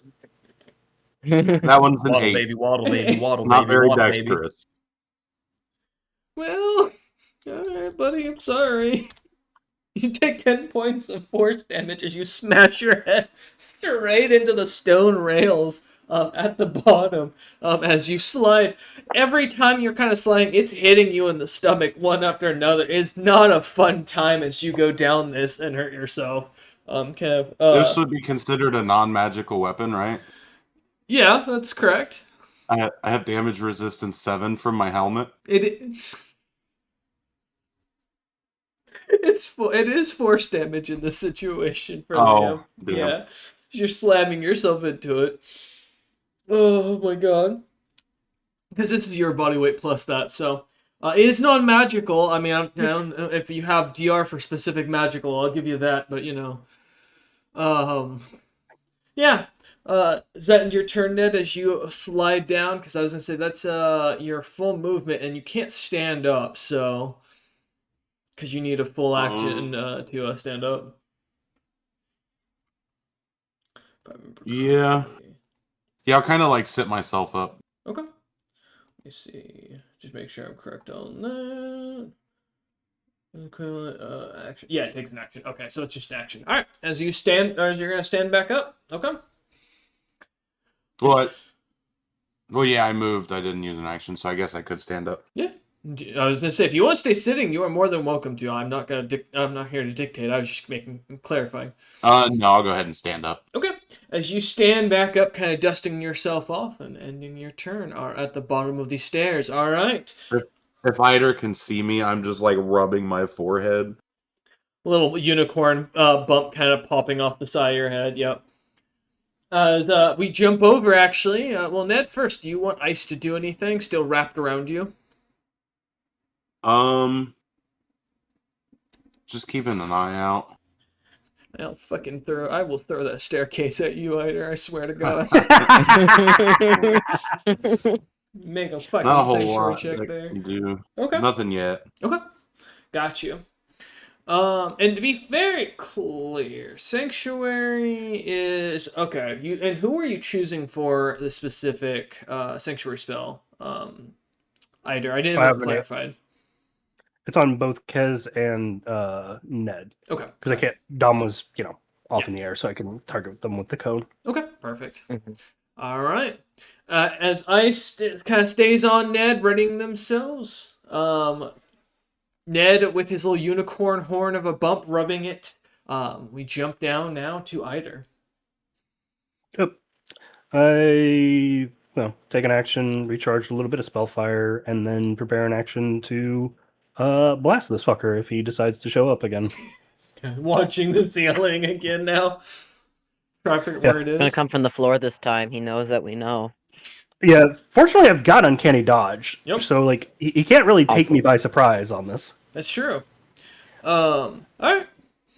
I'm just like keeping my head on a swivel, is like ready for like the moment this fucker surfaces to, unload a Okay. little bit.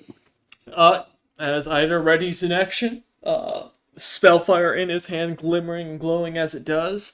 Kez, you're up. All right. Let's see.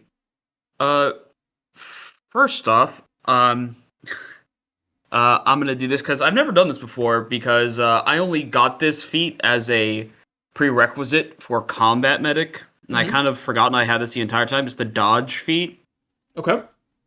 So like during your action, you can designate an opponent and receive a +1 dodge bonus to armor class against them. Mm-hmm. Just for that bonus. So yeah, I'll designate the purple worm as my Fair enough. opponent for that +1. And I can't do anything until it pops up, so I'm gonna be like holding my action until it gets within touch range. Okay. Specifically touch range. Got you. All right. Yep, because I can't do what I want to do unless I can touch it. Perfect. Don't worry, I'll be touching you here soon. Dom, you're up. I hope so, because then I get to touch you. Dom is going. Seeing that it came from the ceiling and he's pretty high up in the air, is actually going to fly down 20 feet and get a little closer Mhm. to the ground. But I will move. So I'll fly down 20 feet and I will also move 20 feet back towards where I was. So I'm not directly above Kez. So we're not just like two sitting ducks to be engulfed. Okay. So I'm still 20 feet above the ground, and I'm 20 feet to Kez's, I think, right, technically, or like ahead of him. But I'm gonna lower down because I realize if he's coming from the ceiling every time, I'm now the closest target. That's right. And I'm gonna. I don't think there's anything I can do unless he's here. So I will also ready my attack action. So when this guy shows up, I can shoot him. Listen, I'm readying that one single awesome slingshot. Okay. All right. As you ready in action, and kind of keeping yourself from flying so high as you drop down a little bit. Yeah. Okay. Watching the It's ceiling. definitely coming from the floor this time, but Dom saw it come from the ceiling, so you know. Makes sense. Makes sense. Okay. As you end your turn, holding yourself ready for when this creature reappears. All right. ending your turn as the creature as Glitterhoof himself is up, as it will begin to use its ability, Burrow Terror, and will begin to shake the ground beneath your feet. 1 second. Just for my own 5. Fucking god damn it. Alright, cool. I'll deal with that for now. Alright. As the creature begins to shake the ground heavily, you begin to feel those who aren't flying above it, which would be technically only Dom, who's excluded from this. All the rest of you give me a balance or a reflex save, please, as the ground begins to move and shake all around. The cliffside making creaking noises as you can hear rock beginning to split.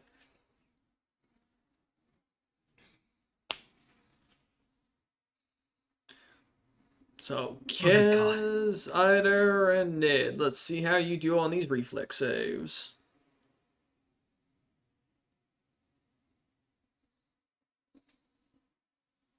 Five. 5. That is a fail, my friend. Ned, you are knocked prone once more.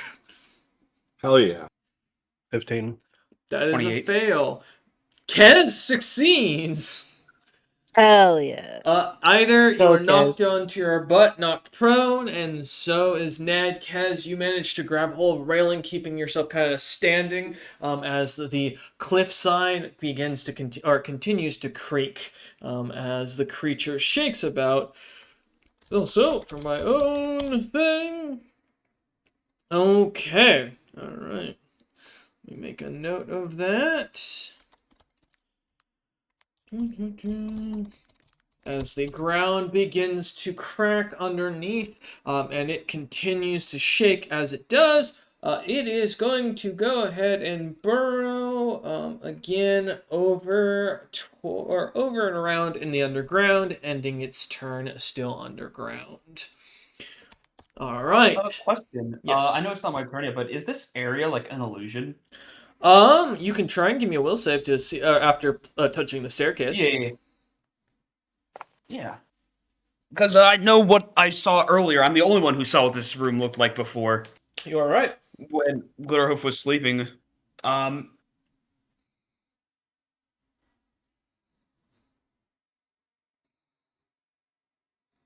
see what Kaz can get for his will save.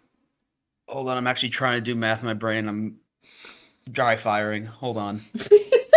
Drive by. Now there's an engineering statement we haven't heard yet. There you Yeah. go. New phrase. 29. 29. Unfortunately, Kez, it is not an illusionary effect. This is, as you realize, fully a real place. As you wonder, Where the fuck was I earlier? either that was earlier an illusion, or some powerful being has managed to create some sort of doorway that has teleported you somewhere else. Man, but that's where my hammer was, I think. Or, rather, Kez, as you think about, could be at some other point in time in the same place. Man, I sure hope not. I hate time travel. Says that in the Time Dragon's lair. Yeah. No. Alright. Kaz gotta take a second thinking about that. The DM wasn't taking your hit at all. There we go. Don't worry. I've got smoker's throat at this point. Yeah, I could swallow charcoal and be unbothered. That's not a clean burning fuel. No, but at the top of the initiative, as Glitterhoof continues to stay underground, Kez shouts out, "This is not an illusion, but something funky is going on." We jump back up to a Ned. Boom, boom, boom, boom, boom, boom. Under pressure. Oh, wait, who just rejoined? Ned? I assume. I think it was Ned who just rejoined. Welcome back, Ned. You're up at the top of the initiative. He is muted. He is muted, but he might also still be connecting, in all fairness. That's also very true. If the Ned, storms have he gotten fell bad down the enough, stairs and he forgot how to speak. could be. Ned! Hank! It's because Ned knew he was up prone, and it's like, nope, I've given up. I quit. This creature's annoying to fight. Last chance to look at me, Hector. There you go. My Welcome internet back. butt out for a moment. Oh, no worries. It's probably the cold winter storms of the far north. It's pretty It was awful. Butterhoof. Tell you what. Butterhoof is now messing with our internet connection. Yep, he knew. You're up, Ned, as Kez confirmed it is not an illusion. Right. You are prone, sitting your butt on the stairs, or on the little bottom thing next in between the two sections of stairs. Little unicorn horn of bruise. Well, I suppose I'd like to stand up again. Alright.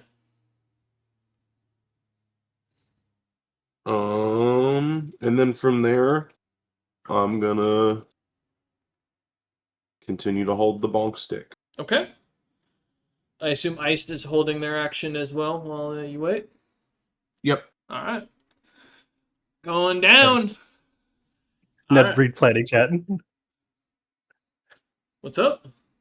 Ned read planning chat. Oh, is there something going on in planning chat? Yeah, let's just say some of due to the nature of this combat, we're cooking up plans as the time goes on.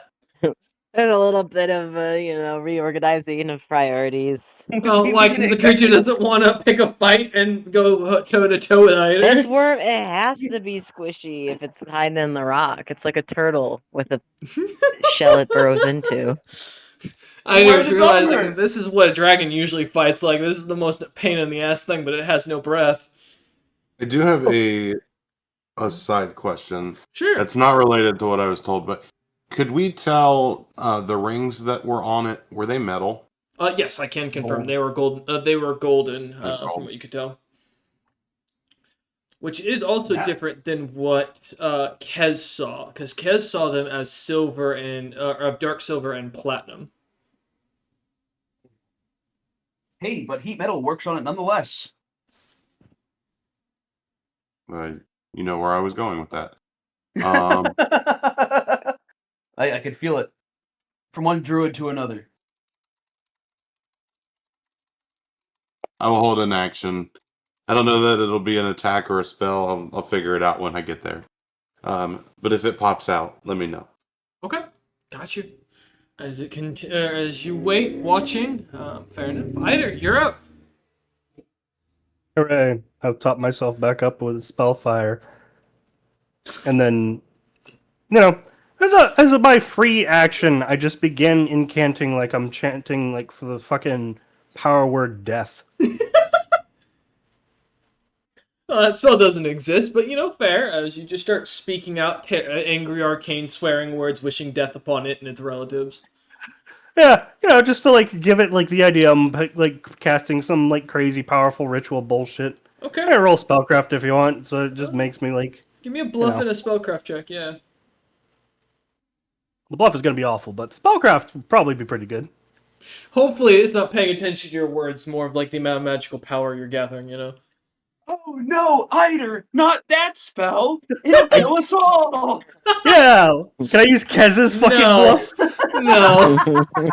Man, that's what I'm used for. I'm the bluff man. I guess to be fair, I do have like they are like beyond god level magic in terms of spell level at least. Mm-hmm. 34 for spellcraft. Okay. The bluff is a 2. Eider doesn't know spells for reference to the rest, for everyone out there in the audience at home. He's never once casted a spell. He knows how to write them, so he knows the runic language. But it's like speaking Chinese and then writing Chinese. Those are two separate languages in many cases for how they're designed and how they look. And as poor Eider starts speaking, he thinks in his mind that he's saying something horrible and disturbing and terrifying. In reality, he is ordering off the Chinese dollar menu a bowl of chicken rice with chow mein. Eider, dude, you can't say that. That's horrible. As, Dude, they're people now, dude. You can't say that. as his hand begins to glow, and what the rest of you see is a dark circle with like skull and crossbones and a horrifying necromantic feeling. So, well, what he's saying is fully, you can tell, is a bluff. The magical he's putting out is definitely a little bit intimidating. Eider, wait. All right. It's really like, I feel like that's got to be scarier than if I was doing the spell properly. Yeah, to me. Chicken chow mein. The fuck is he gonna do? What do you mean he's ordering off the secret menu? How did he know? All right. Is that what you want? Is that gonna end your turn, either? Because you're still knocked prone, so. I assume you're just gonna do this while sitting there angry. Yeah, just like fucking come at me. Like I don't give a shit. I'm fucking done with this. Bro's like, "Ni hui huao zhong wen ma." Fucking bring it on. All right, either. I will slap your shit. Get fucking within arm's reach of me. I dare you. Tiger continues his intent. Alright, Kez, you're up as you just see Eider swearing in Dwarvish down below as he intertwines a strange language that he doesn't seem to know what he's saying at all. You know, there's just pulsing death magic is going on. Yeah. Strong necromancy, yeah. Still can't do anything. You know what you can do? Give Can me I a wisdom check real quick in the background. Oh, sick. I love those. A check, right? Not a saving throw. Correct. Just, well, there are no saving throws. That'd be a will save. In this case, it's just a check. Wisdom. Yippee! 19. 19. You do sense an intense amount of magic suddenly coming from beyond the cliffside and down towards, as you look over the edge of the stairs as you're kind of standing there, looking for any kind of sign of magic and really trying not to laugh too hard at Eider's spellcasting, as you don't want to ruin his bluff as he's trying so hard. As you focus your eyes off, you notice a massive temple out in the distance that seems to almost spike up as a sunrise of sorts over the huge village beyond this cliffside. It seems to glimmer for a moment with green coloration, and you can sense a huge amount of magic coming from the temple itself, as you can just catch glimpses of what looks to be two shadows moving even from this distance. From what you can tell, it's about 600 feet, so it's pretty hard to make out much of the figures other than a few what looks like small figures doing something, moving about. But details are beyond you at this point. Man, that's crazy. Though you do feel the magic all the way over here for reference, which is, as you realize, quite a distance for these spells. These people would be casting at something beyond what Eider's trying to do down below. As you hear Cecil and Sauce mentioned in Arcane. Yeah, question, is like the shade of green similar to that of the statues? Green shade? Yes.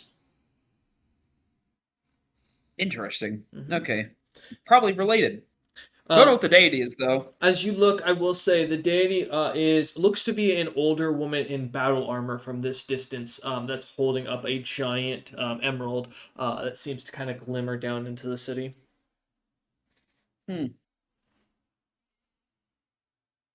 Well, I hold my action until the fucking thing shows itself.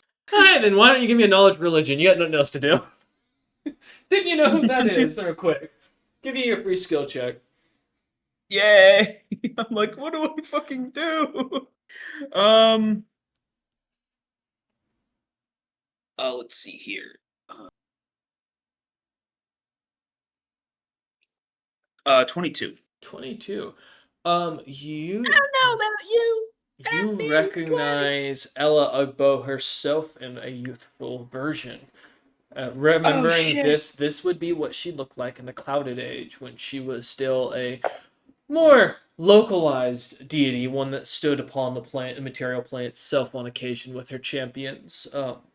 And it looks to be depicted as her in full armor, similar, not dissimilar to your own as you look down. A staff on her hip that looks somewhat familiar, but you can't place it at the moment. And the giant emerald, as you recognize, seems to be some sort of arcane focus as you kind of look over.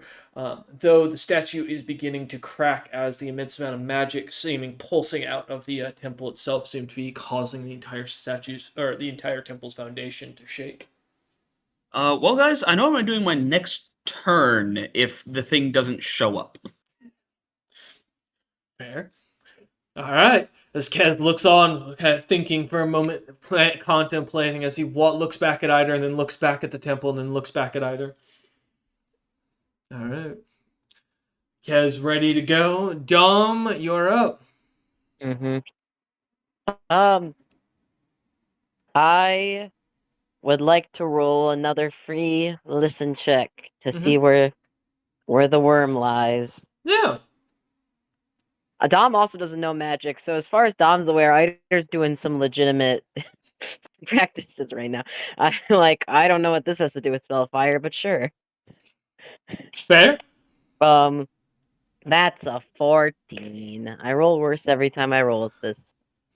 All right. As you listen in, you are unsure where the creature is, but you do catch that the stone itself is starting to crack as the ground is of this cliffside temple, air quotes, is starting to kind of fall or lean slightly more and more forward. Oh.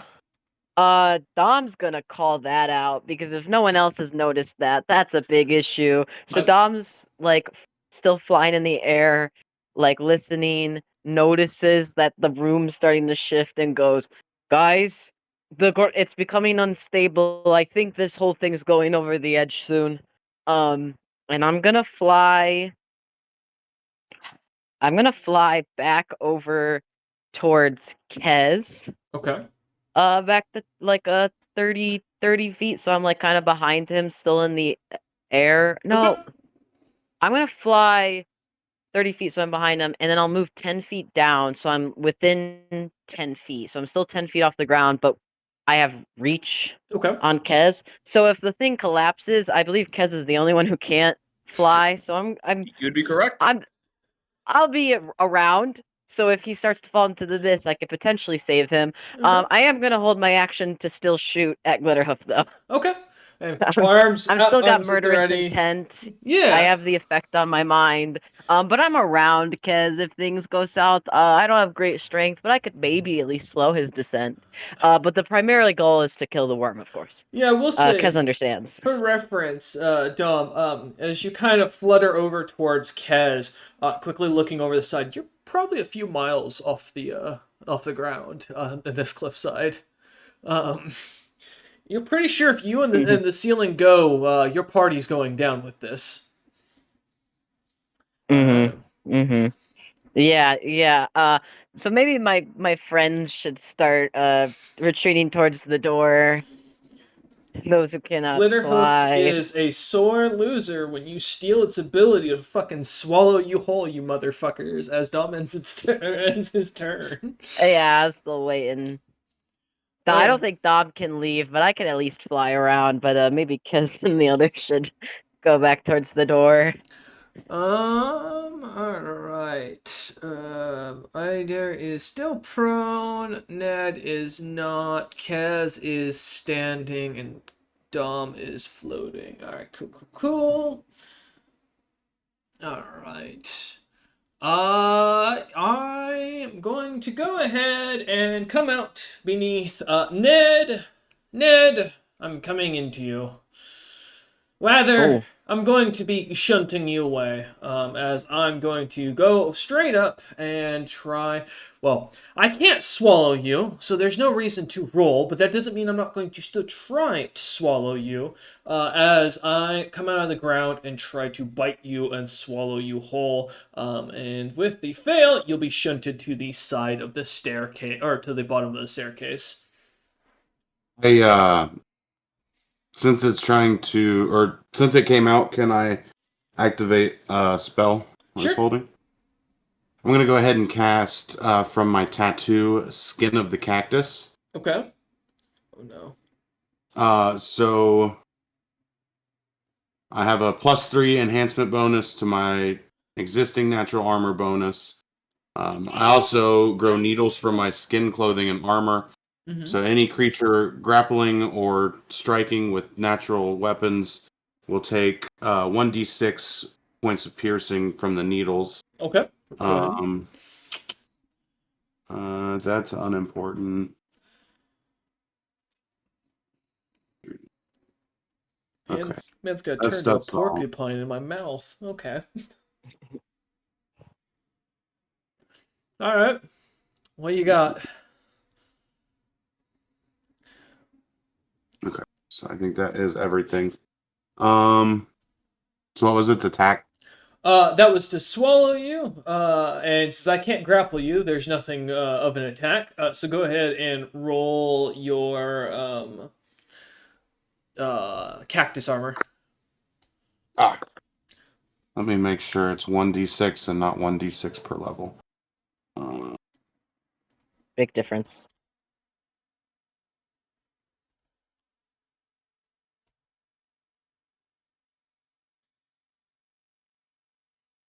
I rolled a nat 20 for reference. Right there, so don't expect that to happen a second time.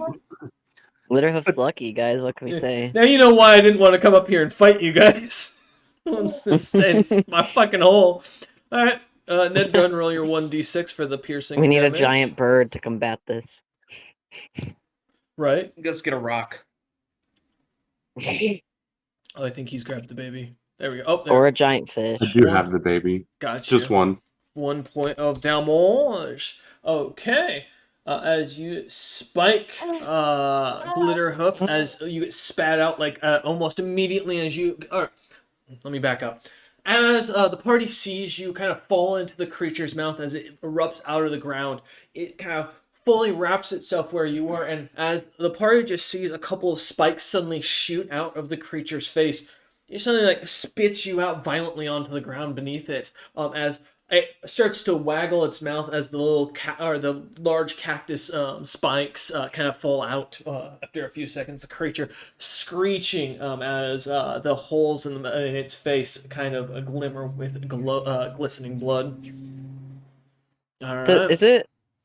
Hmm? How far away is it when it appears? Because I did have a slingshot Uh, ready, but I feel like it's too far away. It would be a total of from you 70 feet, roughly. Yeah, okay, so like I thought. I just figured I'd double check because I have a feeling he's going back under. That's in range. I think it is for Oh, sling. wait. 50? Oh, wait. I think it is because it's a 50-foot to hit it with the sling, but it's a 30-foot radius on the shards. So theoretically, Yes. if I had my held action, could I fire at it? If you want to, yeah. Okay. Guys, Dom's doing something in combat. It's happening. I'm not rolling my physical dice. Fuck these physical dice. They hate me.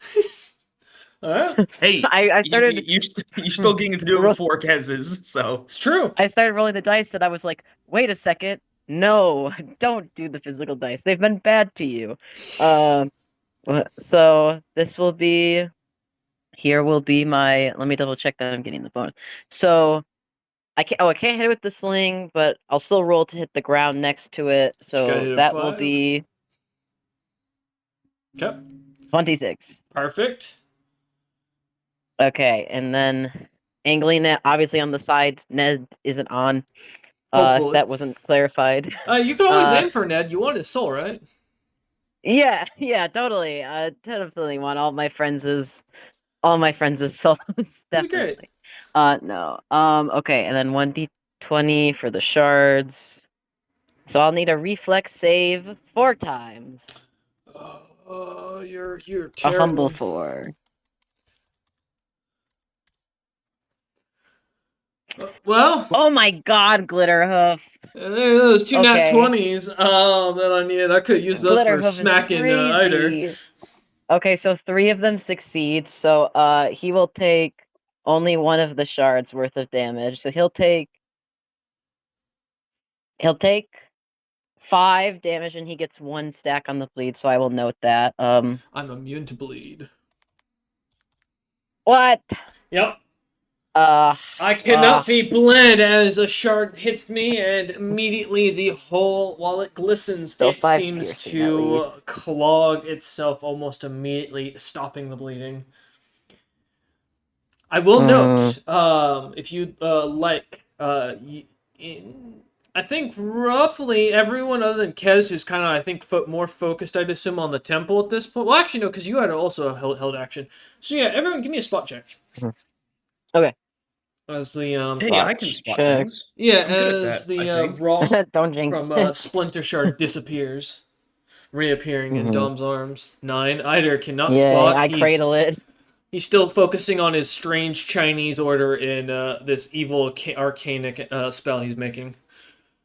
28. 12. Nope. Kez is way too focused on whatever magical battle's going on in the temple in the distance. 28 from Domnander, not bad. Ned's taking a second to roll because he's got Ice, who needs attention for a moment. Sorry, when do I need to roll? Spot check, no worries. Spot check. Cool. Yep, no worries. My food unexpectedly showed up quicker. Oh, nice. In the snow too. Not snowing here yet. Hopefully it won't. See, I get a boost +4 to spot.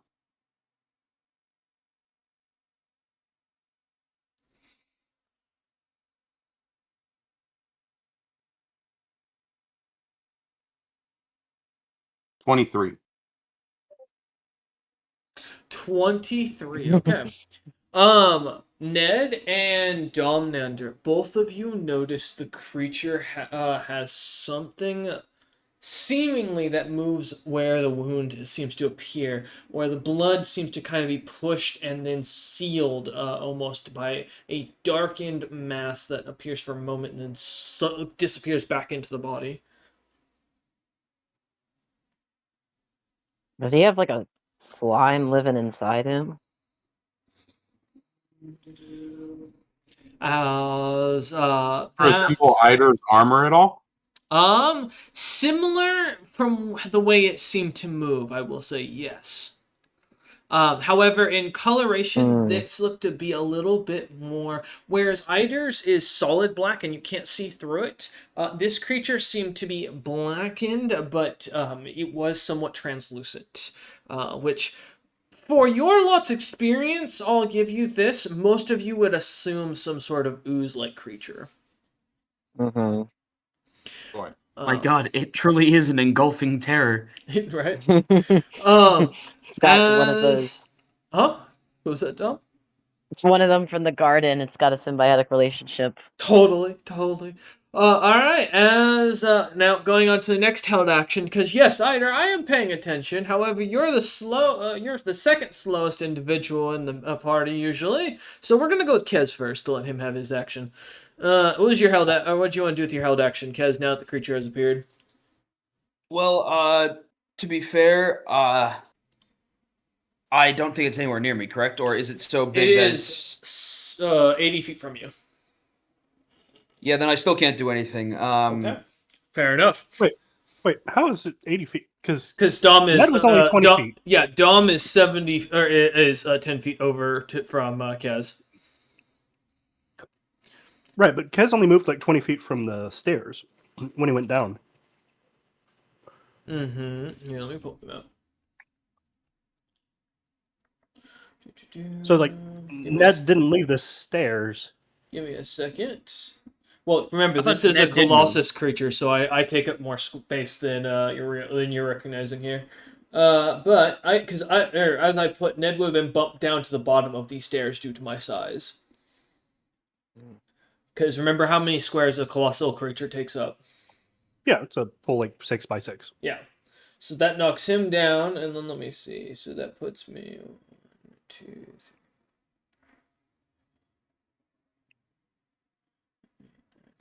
10, so my apologies, you are right. That would put Domnander at 50 feet exactly from the creature, and that would put, my apologies, Kez at 60.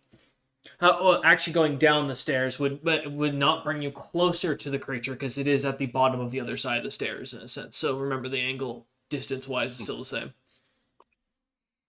Got it. Yep. Guess I didn't realize which stairs you were saying he got like. Ned's on, on Ned's on the right side. Kez is on the left. I am on the left side staircase. So, it's the only difference. Oh, perfect. No worries. All right. Is there anything you can do, Kez, or no? Since I can't get to the point where I can touch Glitterhoof, because I assume even if I use my whole turn to move up, Glitterhoof is just gonna blip out of existence and burrow again. Mm-hmm. Unless, before I do that, either are you intending on stopping this thing from moving, or? I'm gonna try. Don't you touch me. Then I'm just gonna use. If that's the case, I'm gonna hope you can, and I'm just gonna use my turn to use my full action to. So my action and movement. No, it's your held action. So you only had the. Oh wait, yeah, correct. Because you didn't do anything. Correct. Yeah. So I'm gonna do everything and move into touch range of Glitterhoof, even though that's my turn because I can't do anything else. Okay. As you're going to use the full movement down. All right. Fantastic. To get over towards the creature, down the stairs and over, leaving Dom, who was flying up there to protect you for when the cliffside eventually fell, alone. All right. Perfect. Around me or Last held action before I finish my action. Eider, you're up. Yep. I wait for it to look like it's about to burrow, and then I try and hit it. You can't do. Listen, I'm not saying I'm burrowing or not. If you're gonna hit me, hit me. This is already a held action. Are you gonna hold your held action? Are you gonna hold your held action? Because if so, I'm gonna sit right here. We're gonna be fucking. You're gonna lose your action, motherfucker. All right, fine. You know what? That's fair. You know, he's like partially in the ground still, right? Yep. Okay. Go ahead and make me a reflex save. Wait a minute. I don't have a good reflex save. It's a +8. That's still pretty good. Yeah. Okay. 25. Oh, cool. You fail. What's that? No. You take 136 points of fire damage, and I need you to make a bull rush check against it to like get hurled not in the air. Man, what are you doing? I'm putting a cloud right in the middle of his fucking body, and he's gonna get shot out of the ground. Oh shit! You're gonna explode the worm? I'm Don't not. put Oh my a god! firecracker down the ant tunnel. You took a magnifying glass to him. What the fuck? Hold up for a second. Let me check something. I swear this thing You also fires motherfucker. Nope, not yet. You're close, though. Okay, perfect. Alright, yeah, as I fail to save, getting a shot with flame, what are you doing exactly? I'm using the Cobalt Dragon's breath effect on the cloud that is being put, like, right underneath him, so he gets shot directly upwards. I mean, I am a, let's see, 80,000 pound creature, so you're not shooting me anywhere, I'm gonna be honest, with this man in ignition, but you do move me slightly up a little bit more, so more of my body's exposed. Well, the DC is 136 for the bull rush. Oh, fuck you. Here, wait, hold up. What the fuck? 136 DC? 136. Alright, I can beat this. Really? Because the snap can't beat it. I can totally beat this now. You do get an attack, or I do get an attack of opportunity on you, technically, for doing this. I'm way the fuck away, aren't I?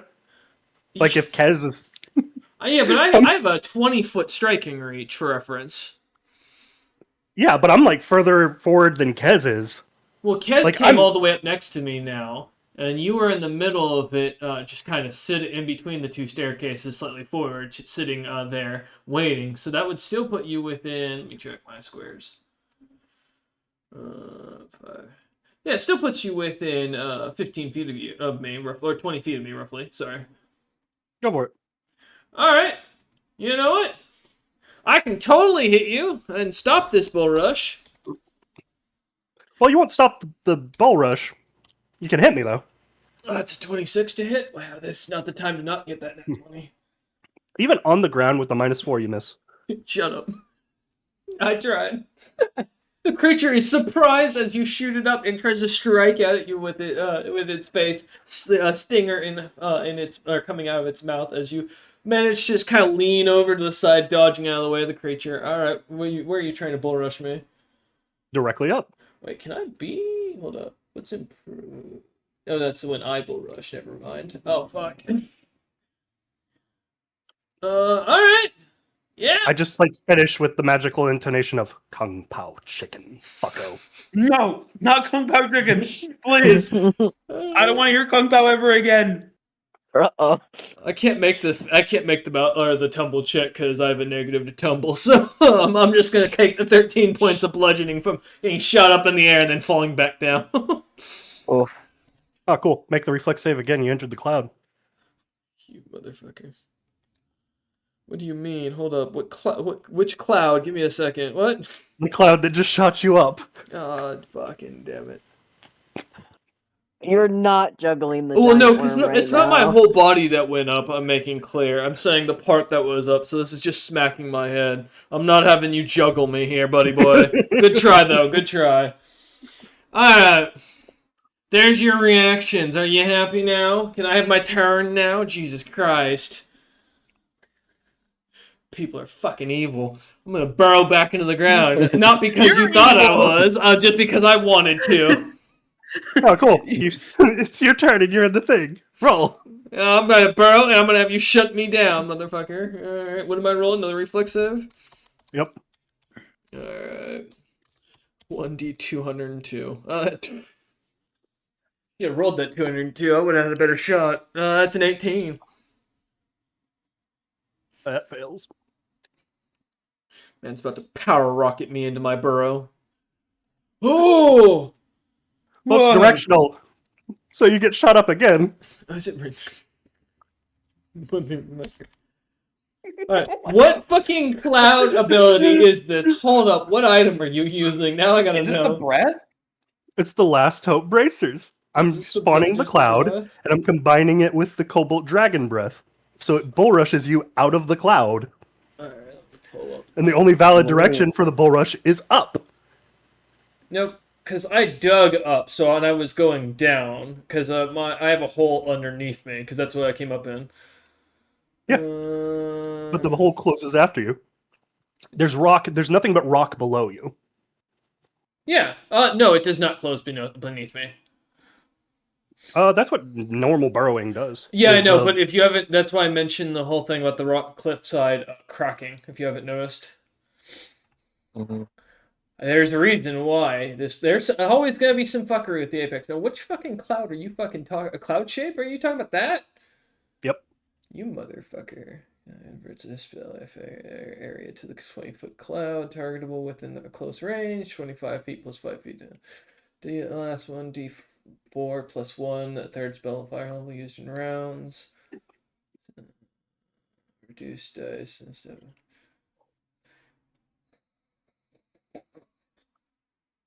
It's minimalistic damage, you motherfucker, but you're an asshole. Alright. Technically, I can go back in my hole, but... yeah, as far as the bull rush goes, so... Alright, that's mean, though. Alright, I'll take the damage for it. Root for the win. confused, dude. That's all I'm saying. I'm going back in my goddamn hole. Fuck y'all.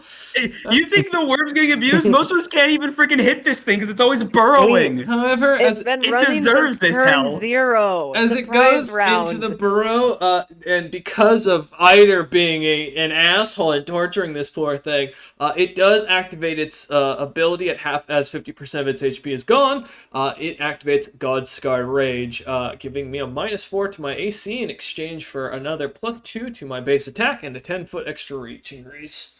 Oh, 10-foot extra reach. Yep. And I am going back in the ground, my full 60 feet, the fuck away from Eider's fuck you cloud of Bull Rush. Hell no, you motherfucker. I'm not standing for this. Well, I guess there's a couple of attacks of opportunities to be made. Yep. I'm too far away.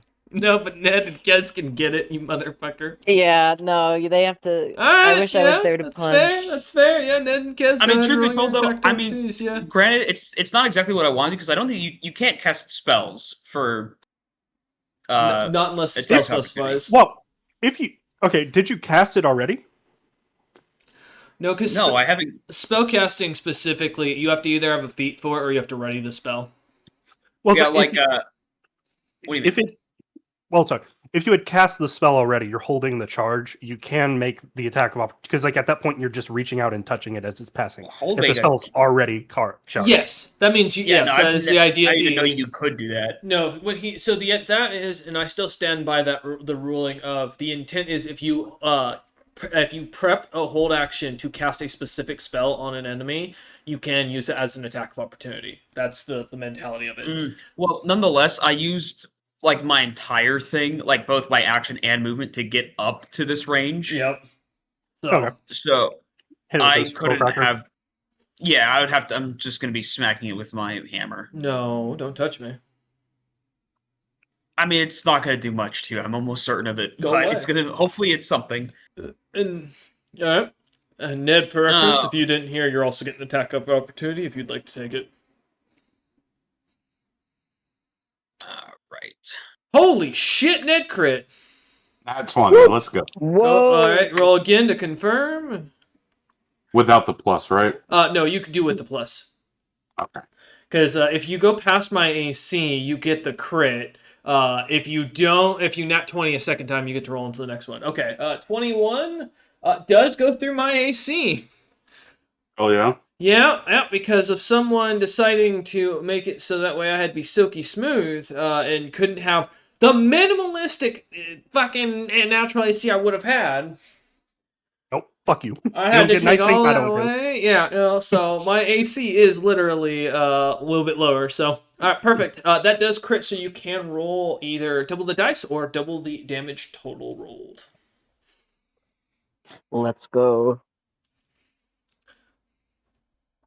I rolled a 24, by the way, so That I'm gonna hits wait also. until after Ned finishes to do my damage. Feel free, no worries. Ned's doing his crit damage in the background. We'll see what he can. Just evil. Is this thing poison immune? No. No, I'm not. I'm also going to need a Oh. reflex save. Shit. No, I have other factors that make it so I don't have to worry about that. That is a 13 for the reflex. Man, those reflex saves Right. are not going well for me now. That'll fail. Yep. So I was trying to figure out if it was just 1d6 for my stick. The good news is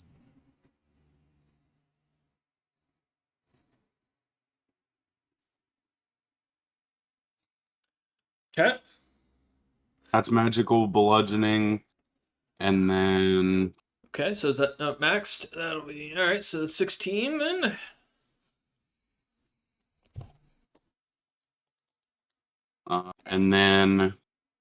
that is acid damage, All right. and then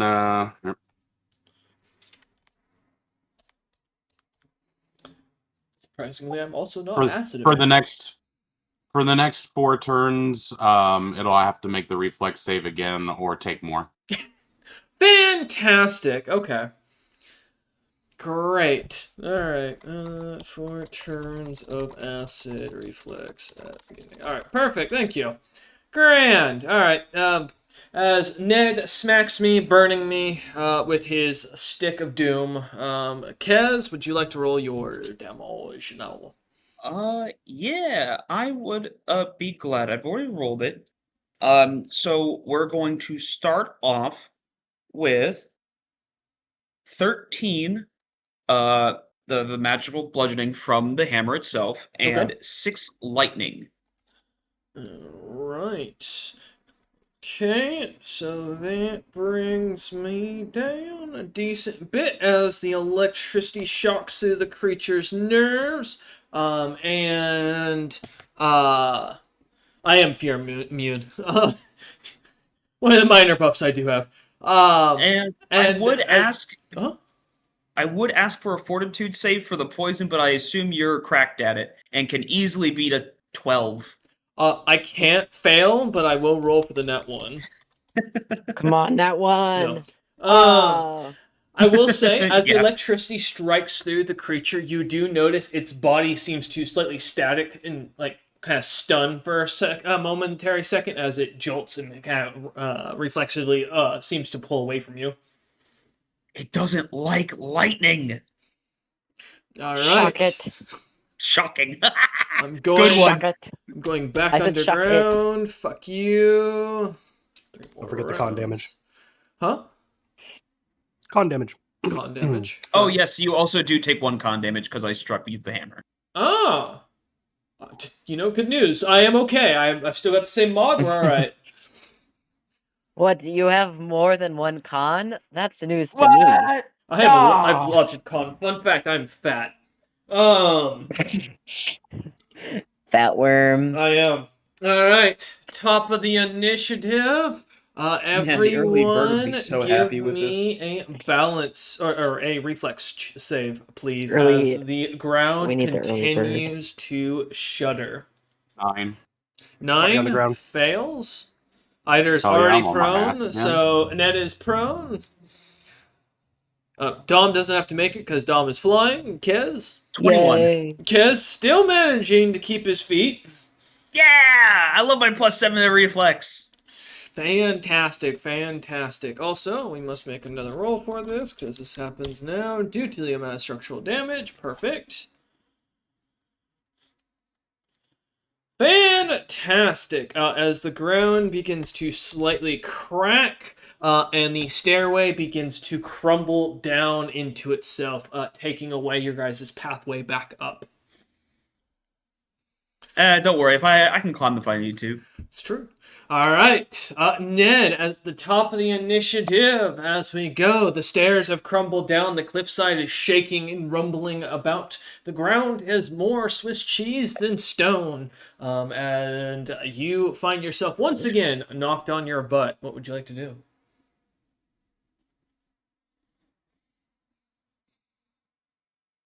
It went down too far to be able to reach it at this point, right? 60 feet underground. Okay. Well, I guess I'm going to stand up again. Okay. Actually, Royce, quick question. How long is the purple worm from like front to back? How long is it? Big enough to fit in the holes it's in, small enough for you not to hit. That blows. That sucks.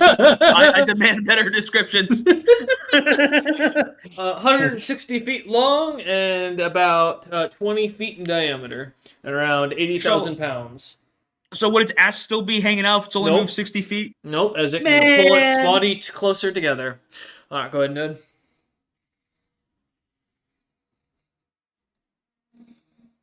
This is tyranny. No, I'll show you fucking tyranny. Let me get my paladin out. I want to touch you, damn it! You're not touching my big ass. Not what you want to hear My- in that I want tone. to touch Stop you. trying to touch the DM's worm. He's How- not going How to get you far am I favors. from Eider? I want to make you cold. 10 feet with you if you since you'd fall slightly backwards technically on your butt. Okay. Since we're close, I will hold a spell. Or yeah, just in case he pops back up. Okay, I swear to God, if you're dangling me, I will eat you. Yes, Ned. Ned, please. Alright. It's because Kez doesn't want to be eaten. As you hold a You spell can't eat waiting me. for it.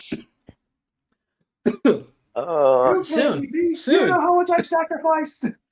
Eider, you're up, buddy. As you get more annoyed at this fight as the At time least goes on. 3 spell slots. Yeah.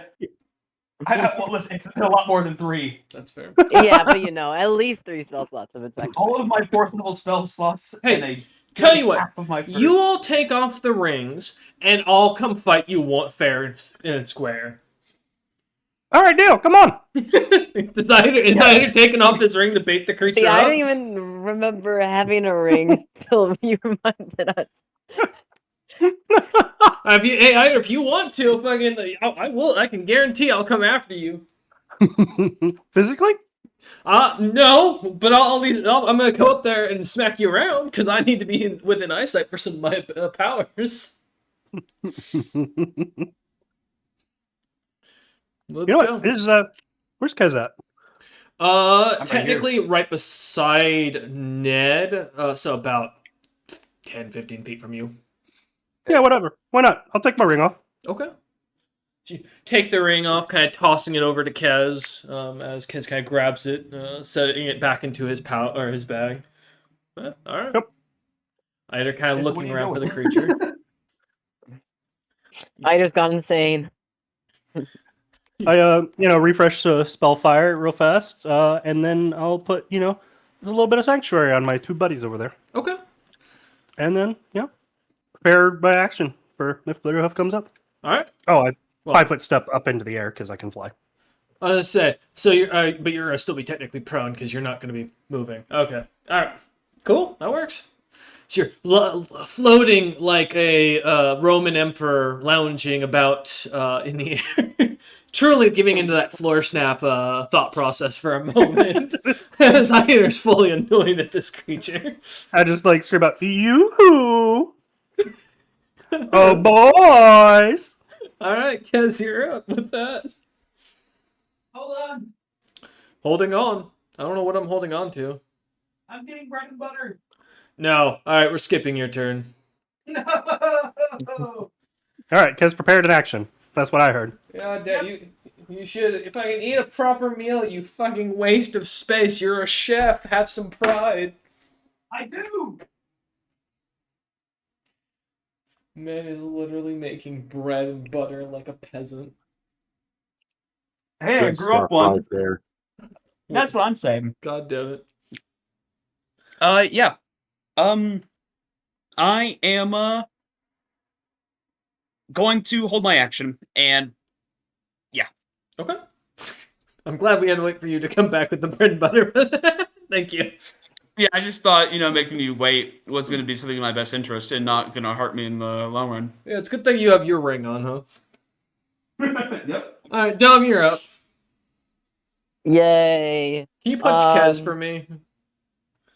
Honestly, I'm starting to think I need to punch somebody. Kez is how far did Kez move down to harm the worm? Back down towards Eider, so you're gonna have to go back down the roughly like 40-ish feet down to the ground. 40-ish feet? Yeah, I'll fly down the 40-ish feet to be around Kez in case the floor collapses, because my party seems not immediately concerned with that inevitable fate. I'll still be like, you got a big boy range, don't you? I'll move 20 feet above the. Oh no. Dom, Nender, I have range to hit you anywhere I want to right now. There's nowhere you can hide in this area. Yeah, I want to be 20 feet above the ground because that feels safe from the prone. I just, don't want to Okay. be on it. Yeah, as you So I'm flutter just down. hovering, and I'll prepare. There's no point preparing a punch. Can I use my free? I mean, I could try to swing on it midair if it shoots past me. I mean, It's true. but can I use my free roll to make some kind of check to discern that Eider just did a bunch of fire damage to it? Did that seem very good? Did that seem to Yeah. that seemed to affect it in any way, Give or me was it pretty resistant to that? Give me a survival check. Yeah, because I was watching that worm. I was watching that worm intently. Survival. Gotcha. I rolled with the physical dice and they've betrayed me. That's a 13. 13. Okay. Worm got cooked. As you kind of look at or think back on the creature and the combat, it didn't seem to take an overtly amount of concern towards the fire, but it did seem to cook its flesh, and did seem to react in pain when it was burnt. So from what you can tell, Okay. yeah, it definitely took fire damage. Then I will prep since it's not bleedy, like it's not able to bleed. The sling will still hurt it, but I think I'll actually prep my attack that when it appears, I'm gonna use my eye graft. So it's still an attack. It's just a different one. So when he Okay. pops up, I'll hit him with that. Okay, perfect.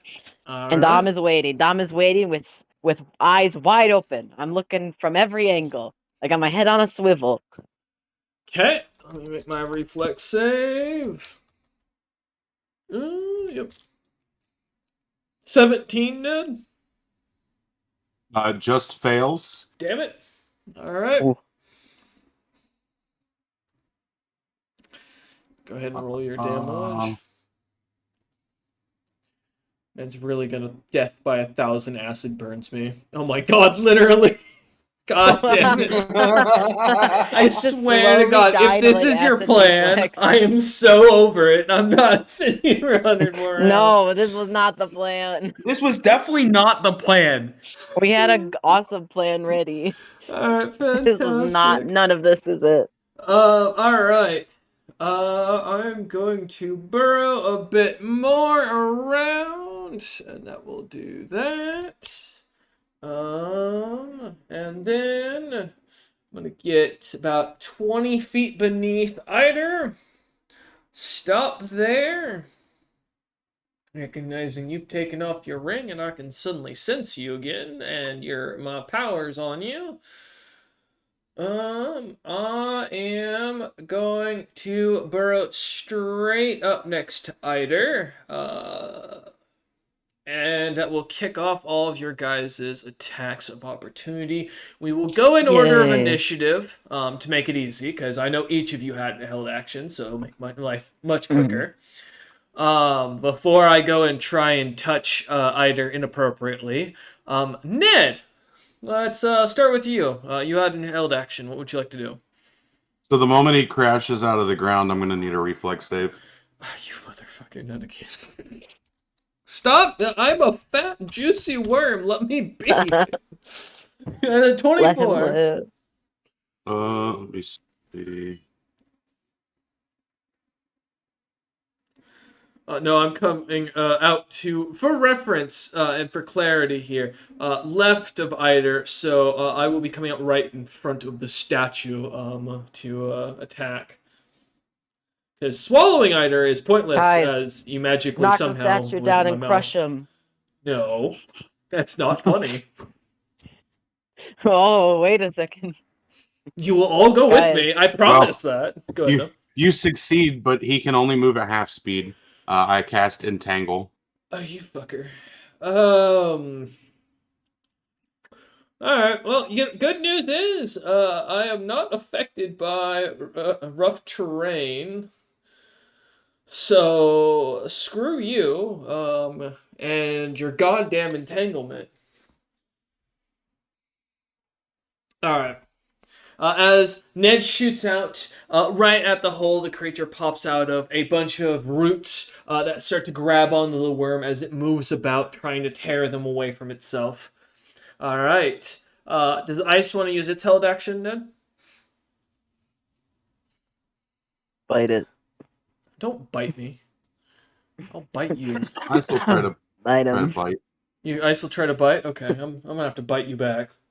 It does 1 damage again. Let me see what the extra Worm plus versus snake. here. Watch. Battle of the Ice is gonna Armless. like crit 3 times, and because it's a worm, it only has a head, and it's gonna fucking kill the creature. Like, If wait a Ice minute. if Ice crit confirms this, I think we need to like get Ice a magic item or something made out of the Protag worm. status. They can Yeah, retire to go literally. join the League of Extraordinary Monstrous Gentlemen as a Grey Warden to go fight the Deep Spawn. Literally. We need to give Ice a suit of armor that she can like mech suit so she has arms finally. That's every There you snake go. stream. There you go. Alright. 13 strength would be +1, right? I think so, yeah. Oh, let me check. Boop, boop. Always keep this sheet open. Yes, it is. Cool. 18? You are just one low of my AC. Oh. Almost, Ice, almost. As Ice tries to bite and tear and misses. Do you want to make a second? Or, well, actually, technically, it's only one held action, so. Alright. Wait, would they be technically flanking with Kez? At the argument, it would be technically flanking with Ida regardless, so I'd give that for a +2. That's a fair point. Yeah, I'll give it. Yeah, sure. Go ahead and roll for D20. damage. Right. And then I also need a Another Constitution save. Fortitude save, yeah. Go away. That's a 29.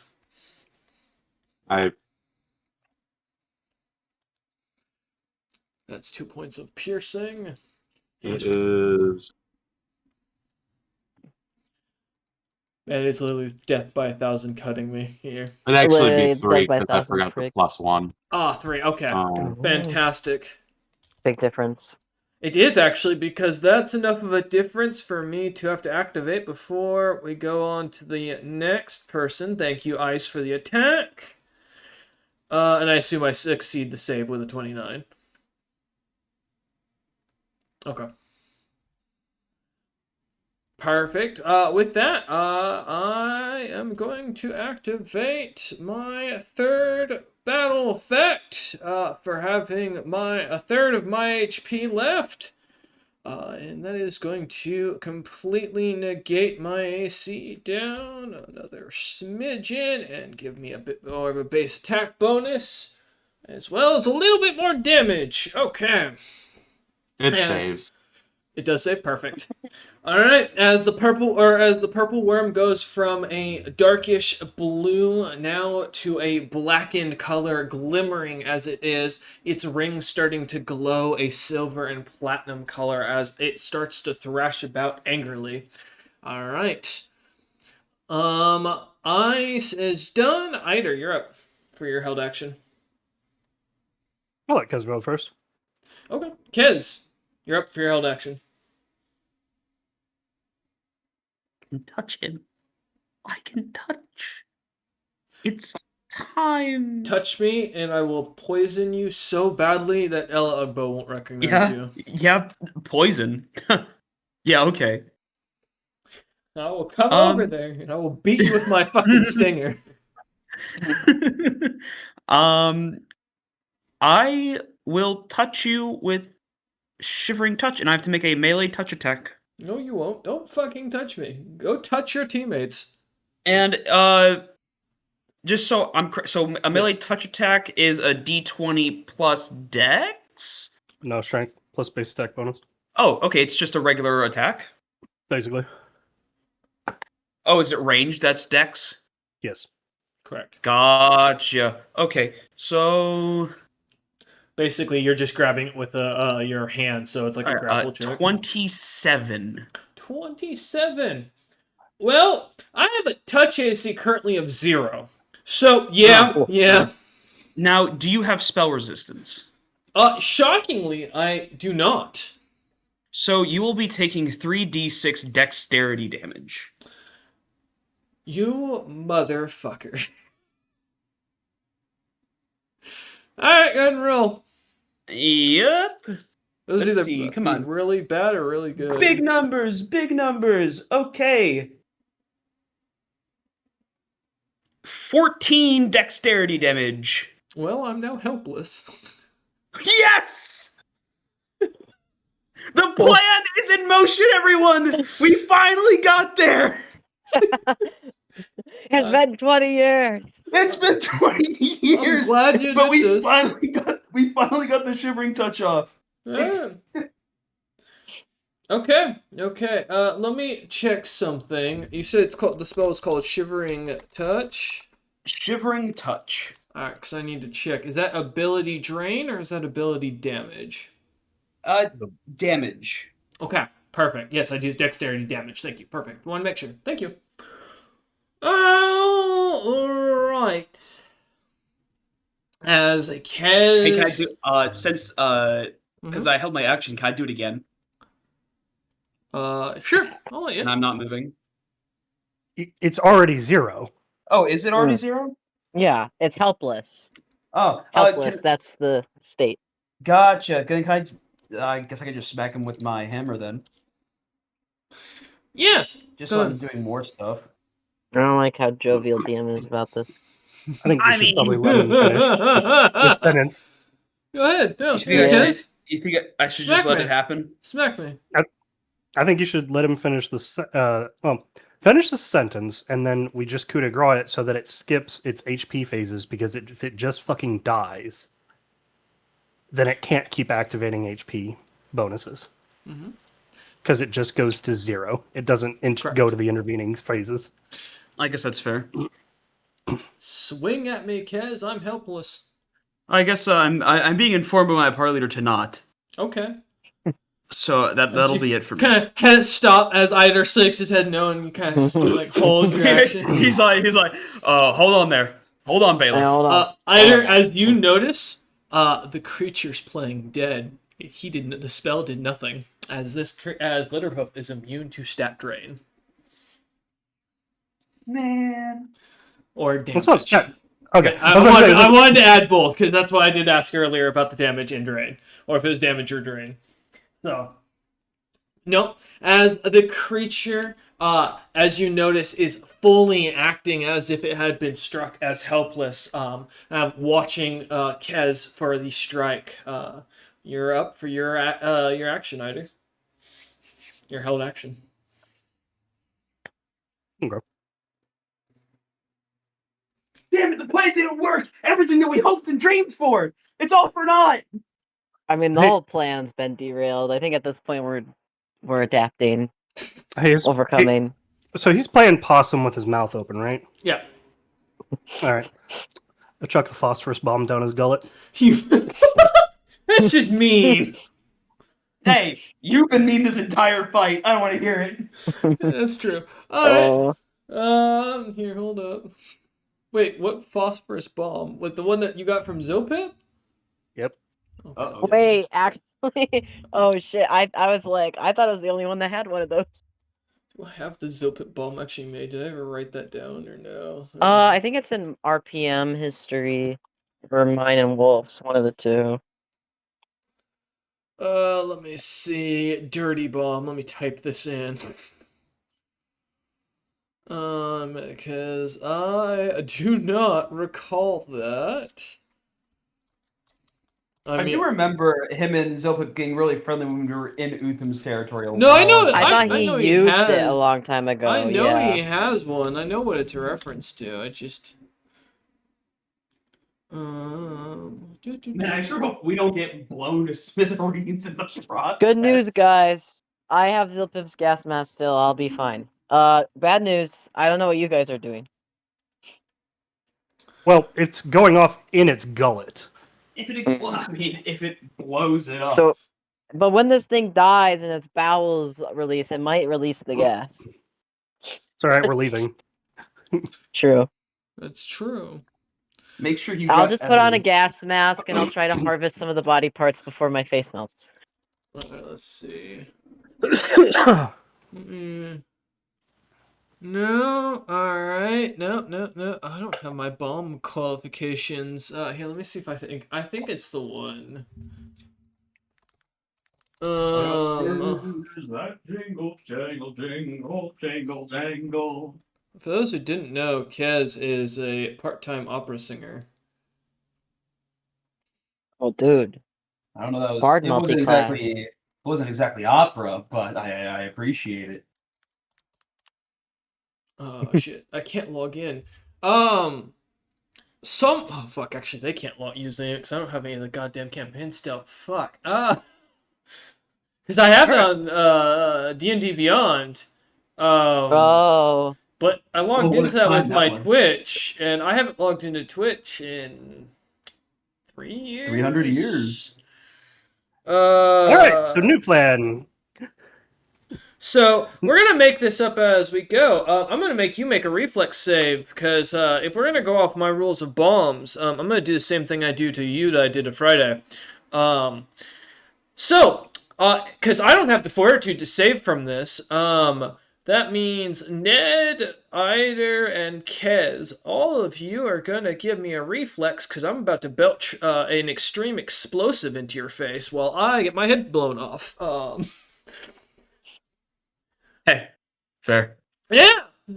Because I'm gonna be honest, I can't make the save. The damage this is going to do is bad. Oh, yeah. Because my insides I are rolled a volatile. 5. Okay, well Ned's Oh, failed. wait.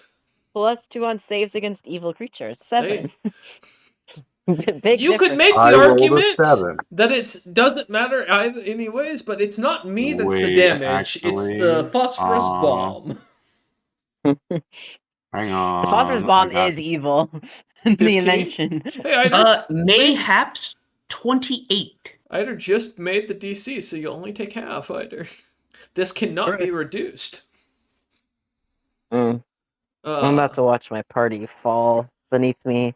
Oh, it's Man, I sure hope even not. worse, because you know He's what's being also slow. going to be exploded? The ground slightly, because my face is going to go slamming hard into it, because you're about to learn what the last bomb did. Is this considered a check?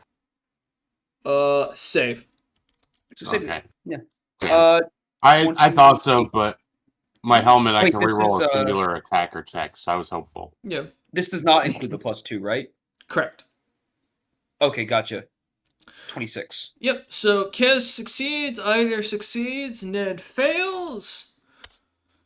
That is 190 points of explosive damage. That volatility explodes the creature's skull. As what you see is Eider just kind of takes this blackened sphere with this like long twig kind of sticking out of it, lights it quickly with his spellfire, and chucks it straight at the creature's head, who seemingly tries to swallow it whole, thinking it's some sort of magical rune.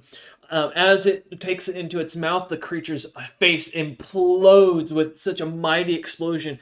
It begins to shake the ground and the entire cavern around you, as all of those who do not save find themselves knocked prone and taking that full point of damage.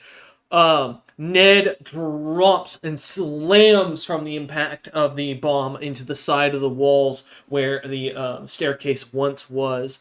Kez and Eider, I assume, are still up with only having taken 80 HP worth of damage. Yep, still kicking. As Domnander manages to just flutter out of the way of the impact and explosion. Don't worry, Ned, you're not dead. You're definitely unconscious, but you aren't dead. As though unfortunately and more worrisome, the ground and cliffside begins to shake and shatter as the ground beneath your feet gives out, and you all start careening down for miles of empty space towards what is a long fall and sharp rock pointed end. Ned, unconscious, Kez unable to fly, Domnander fluttering above dodging debris, and Eider somewhat floating with his still I don't give a fuck positioning as he lays back. We are out of initiative technically for combat. However, due to the situation, we're going to stay in initiative to kind of keep things going here. And as it was my fucking turn, fuck you all for killing me on my turn. You didn't Oh, I get forgot turns that there's if a it wasn't reaction. your turn. I feel nothing for you. Yeah, we can only hit you on your turn. Like, what do you mean? You may think that this has been like a whole fun whole like experience. We have sat here and gone, I hold my turn, I hold my turn, I hold my turn, I hold my turn. Don't you fucking come at me with an ounce of sympathy for your bullshit worm. I will fuck his corpse and piss on his grave. Oh my god. Ryder is very, very Life is animated not about having this it. fight. He's not I happy blew to him shoot up with a out. bomb and I feel nothing. I would do it again. I would kill him as a baby. Huzzah! Whoa. Go back and kill baby purple worm. You know what, Ryder? You can give yourself favorite enemy purple worms if you'd like. I'll give you that. That was good. You got me. That was awesome. That was awesome. I love the thought of Eider saying this in character as he's floating and hovering. Just the most, as his teammates are falling to their death, just the most animated.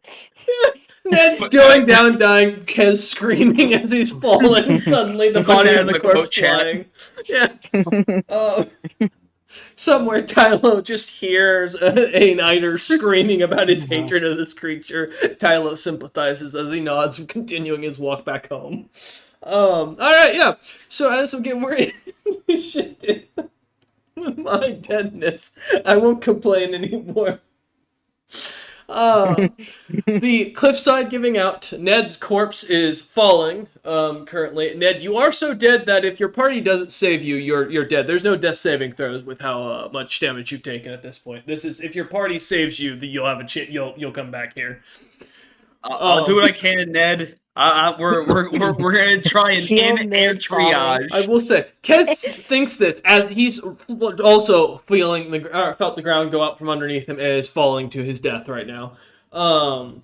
There is falling debris from the cliffside and rocks overall, and from what you can tell, so kind of keeping that in mind as you are flying, you'll have to make reflex saves for your movement. Otherwise, you'll be knocked down. Not Kez or Ned, because of course you're not flying in this situation.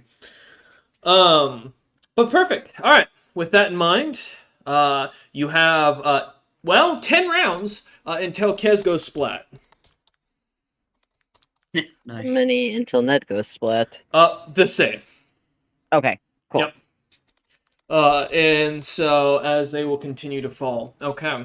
I'm only saying this with it being Ned and Kez being larger or bigger creatures. You guys are going to be kind of falling at a faster pace than normal for reference than traditional D&D ruling. So, perfect. All right. Starting at the top of the initiative. Well, Ned, you can't do anything, but would you like Ice to do anything, who is currently wrapped around you as you're plummeting to your death? Can ice heal you? Do snakes get healed? No. I was going to say. CPR with just no arms. Are there any little like branches or anything? Yeah, I'd say there's a little bit of shrubbery along this massive cliffside that's trying to make life for itself. If you want Ice to try and grab something. Could I go for a climb check? It would be in this sense. Let me double check something for climb, actually, for ruling. Did someone just get called daddy? My wife is talking to the baby. Okay, I was like, oh my god, who has a child that age? No, I'm wait. secretly harbored a Guys. child, not No, mine, just a random one. I was about to say, guys, I actually am a father of like 5 years. Makes so much sense now. I'm actually Anne Franking an Ice family. Oh my god. Oh my god. Damn. DC Waldy. Guys, Okay. I just want to let you all know I'm still eating peanuts and I'm having a really great time. So 20. Oh, okay, Oh, I'll you're let not you like slide. having any reactions? So I will say you can make the check. The DC is about 90. And I will quote this isn't me. Catching yourself when falling, it's practically impossible to catch yourself on a wall while falling. Make a climb check, DC equals walls DC, a perfectly smooth, flat, vertical surface. Now, I'll give you, okay, we'll drop it down maybe a little bit because it's got some roots here, but it's not going to go much below like about 65, we'll say, right? And so it's wall DC plus 20 to do so. It's much easier to catch yourself on a slope. So unfortunately, as this is a straight wall, yeah, you're still looking at about a DC, let's say 85 roughly. Well, I think Ice, sensing the situation and being an animal that would have some kind of natural instinct, Mm-hmm. is see my going to rope. let go to kind of like not float upwards, obviously, but not fall nearly as quickly as they are. Okay. So that hopefully at least Ice can be grabbed by somebody. Okay. Sounds good. As Ice lets go and starts floating in the air. All right. Perfect. As Ned continues to just hear free falling. Free falling. Ned just sees his great grandfather in front of him going, back in my day, Sonny, we would not just fall from trees. We would fall from a tree so far up that the giants in the sky would remember our names. And you are completely confused about what he is talking about or any of the concepts from the ancient era of his time period. As you continue to see this vision, Ned passed out. All right, or unconscious, rather. All right, Eider, you're up. Your party is falling. The rocks are falling onto you and below you. One of your party is pretty much dead. As you can see, he's bleeding pretty profusely from the back of his body as the blood is fluttering up as he's careening down. He's snake letting go of him even and trying to escape. What would you How like far to away do? is Kez? Or sorry, how far away is Ned? Ned and Kez are currently both about 20 feet beneath you for falling distance. Okay, cool. Yeah, like sidle up closer to Ned and poke him. Hey Ned, get 10 HP. Well, as you move, give me a reflex save. Because there got is falling perfect- debris. No, there's falling debris coming down is what I'm referencing. Not for Yeah. your flight. Yeah. Normally, you wouldn't make any check because of perfect flight. Yes, I agree. Oh, whoops. I didn't planning chat. Ooh. Hey, the planning check can know what you rolled. I don't think we have the bot in there, so it doesn't do anything. Yep. Hey, you got hey, maybe Ham can or Tylo can fucking roll put out a dice roll for you. 23. All right. Yeah, as you manage to dodge in and out of the heavy bits of rock and pieces of statue that kind of are careening down towards Ned, as you come down towards him, and then you're gonna lay on hands him basically with spellfire. Yep. For how much? It's 10 HP. All right, Ned. As you suddenly find yourself coming back to consciousness, air floating through your lungs, you're falling at a decent, slow pace currently. That is increasing ever so slightly each round. As you see Eider kind of fluttering over you after having grabbed you. Eider, you see Ned is engulfed in silver flame as his wounds are starting to seal shut, and any bleed damage he had is disappearing. I just kind of give him the thumbs up and kind of yell because we're in a skydiver moment, and it's summon your eagles! I can't help you more! And I just kind of arrest my falling. And Summon your eagle. As you stop watching as Ned continues falling, ending your turn, as you kind of wait for Kez to catch up. yeah. Well, Kez, I just point to I pantomime to Kez. I just tap the chest of my armor and point at the fucking wall. Okay. As you do this so Ned can see it, as you flutter back up, Ned continuing to careen, Kez continuing to careen, poor Ice also fluttering down. Well, I assume Ice is attached to Ned, right? No, Ice let go, specifically Oh! as Ned just said, yes. Yeah, Ice let go because I was just plummeting to my doom. Mm-hmm. But should be easy enough Ice to is a grab. goner. Mm-hmm. I pretend I didn't see Ice plummeting to their death because Nothing you can do. Whoa. He Uh, has a hatred against any creature without arms, not just worms. Clearly, yes. I'm not gonna go out of my way to not die for the pet I barely know. Barely? No, Ice has been with you since the Frost Giant lands. Damn. Ice has been there since you've been here. Ice is pre you. No, No, I- Ice Hootie came, has been here. Ice To be came fair, post Hootie. to be Hootie fair, was Ned does before have Ider. Hootie. No, that's and true. That's true. The Look, undead goslings are somewhere. but actually, oh yeah, where are the gods? They were in the ship. Well, they weren't were I on the think they're ship. They dead. might have died, but they're undead. So, like, how dead are they really? I'm I not don't know. go- I'm I not- hope you contemplate that as you're falling to your Yeah, death. Anyway, it's like they almost died, or they already died. Wonder who did that. save your ass or don't. My turn is over. Guess as you continue careening towards the ground. You are falling at breakneck speeds, used to it, accepting of your death, plummeting, just trying not to be smacked in the head by rubble. You see as Ned is kind of lightly tapped, himself now glimmering with silver flame, kind of enveloping his entire body as he kind of watches or looks about, not in panic, but kind of more of looking like he's just woken up from a coma or a very deep nap, as he kind of gets his bearings looking about. What would you like to do, Kez? So so I'm actually for the image that I sent. I'm actually in that position right now. Mm-hmm. Just going at it, and then Eider makes the hand signals. I salute, and I arms and legs immediately shoot out, and then start. I glide close to the actual wall, Okay. and I activate my Ardent Spider Carapace, which gives me climb speed. Because Okay. it makes, gives me like the spider climb and all that kind of stuff. Yeah. Give me a reflex check and a climb check for that. Well, I believe you don't need a climb check if you get climb speed. You can just climb. Fun fact, that's not how that works. Climb speed just means once you succeed in the climb check, you have that much distance you can cover in the climb check. You still have to make the check to do the climb. It's just like, for example, did you know just because you have a swim speed, you still have to roll a swim check every time you go swimming? No, up until this point, I have never done it that way. Yeah, 3.5 is fun, isn't it? Yeah, it's crazy. So then I won't do that, and Okay. instead I will modify what I'm doing to use my Argent Spider Silk to teleport myself so I'm not immediately falling and then cling to the wall.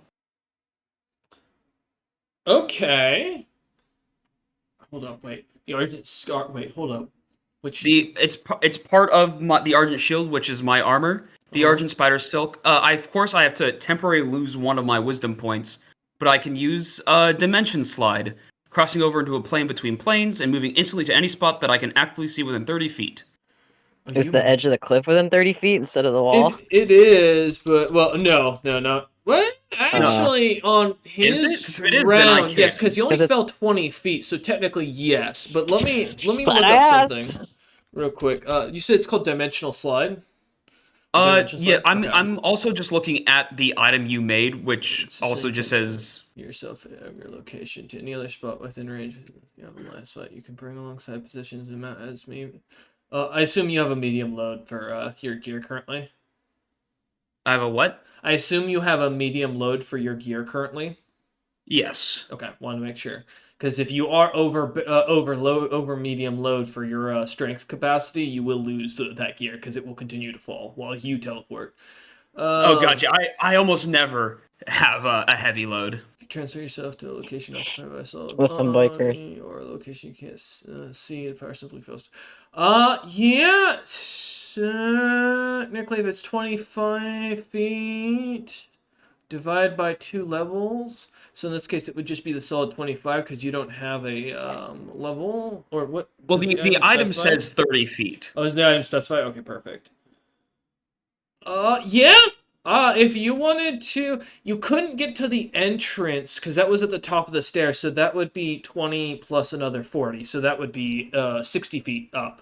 Oh yeah, I just need to not be falling. You could teleport to the where the floor was to grab onto a chunk of the cliff of it to try and hold yourself there. I'd give you that. That's fair. Alright. Yeah, give me a climb check to see if you can grab on and keep your grip once you teleport over there. Because I assume that should be better than Much, a DC yeah. 90. You're not falling, so the DC in this case is much easier. Plus, this is an overhang or ceiling with handholds, but not footholds. Is what you're going Yeah. on to. So You this gotta- would be DC 25. Summon your inner peak. Now, Yeah. before you roll real fast, I just want to point this out here. Climb speeds do let you take 10 on climb check. So if you got the 25 like with modifiers, just take the 10. Don't die. That's true. Because it gives you a racial +8 if you've got a climb speed, plus whatever your other bonuses are. Let's see. What's my climb right now? So I only have a total bonus for 12. So if I Not took make 10, it. I'd still be a little short. Yep. So I need to roll above a 10. Yep. Because DC is 25. Now, you don't fall unless you fail by 5. Correct. Okay, let's see what we got here. So that is a base 19 with the additional 12. Okay. You do I believe that succeed. So you do grab hold, and this does technically allow you to move for your climb check. If you would like, if you have the distance to climb up to the next thing for your climb speed. What you said your climb speed 10 feet?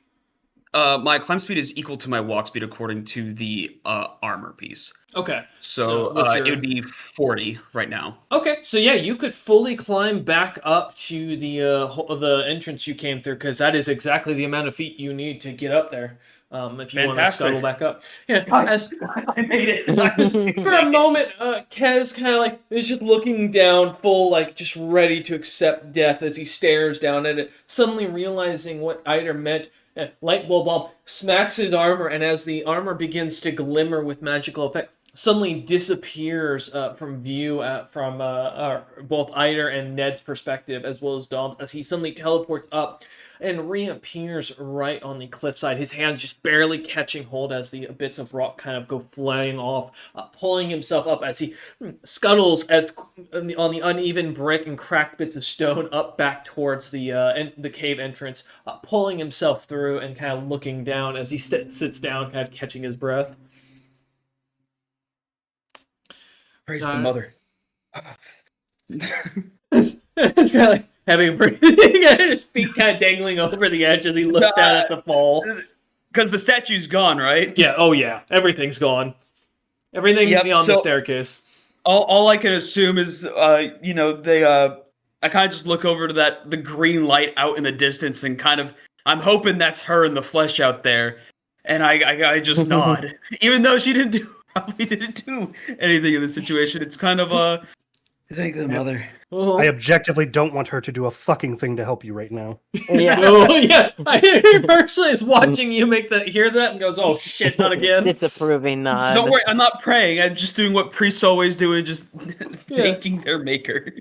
All right. As Kez appears, Domnander, as we jump to you now, what would you like to do? Ned is still careening to his death. Ice is trying to float a little bit away. Kez has just scuttled back up to the entrance and is sitting up there waiting for the rest of you. Mm-hmm. So Kez is safe, which is my main concern.